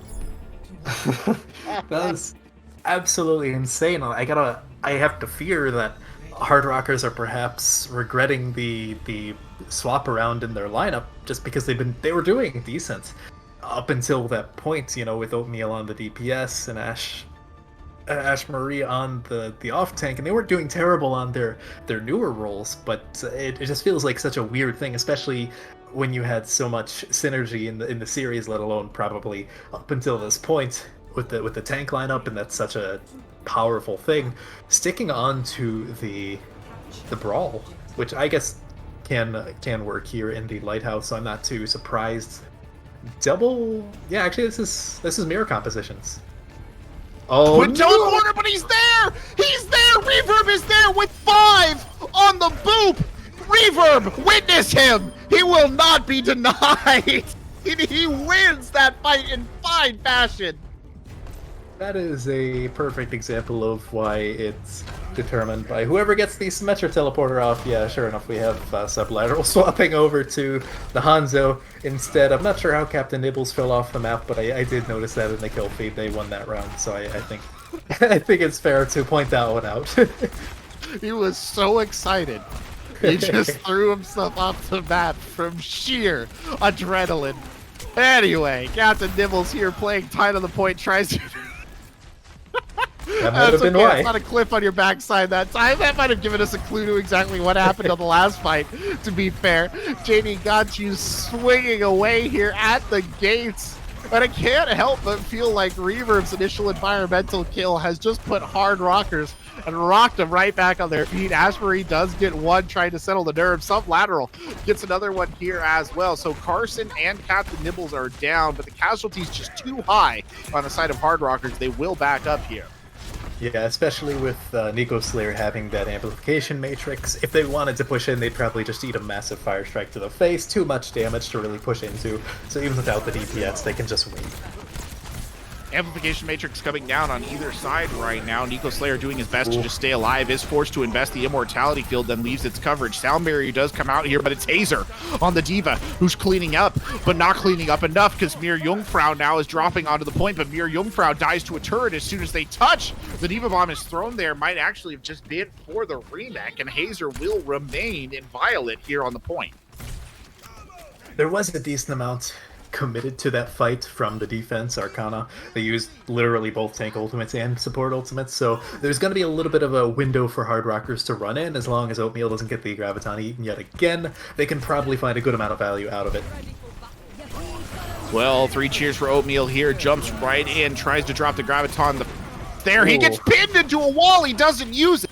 High noons are exchanged. Sublateral does a great job there taking out Captain Nibbles, but it's not enough. Hazer has just stepped up to the plate. He's absolutely bullying them. They don't have anyone left to touch. And on map 6, a full reverse sweep for Arcana Judgement to win here in week 8. What a series. I think that's the only way I can describe what just happened over the past 2 hours. Yeah, 2 hours. Reverb, no shocker. It would have been a actual crime. Oh my god. And you know, I saw him going for it too, because instead of taking the teleporter, he actually continued skating along the wall right there so he would drop in first and make that play.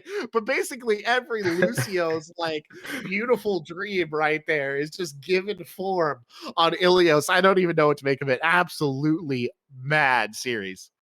I love watching the one person who didn't get booped at GOAT just kind of run into point like, where'd everyone go? But unfortunate for Hardrockers, but at the same time, they played really well. They brought it to 6 maps. They played their heart out. Arcana Judgment just inched it out that tiny bit more at the very end.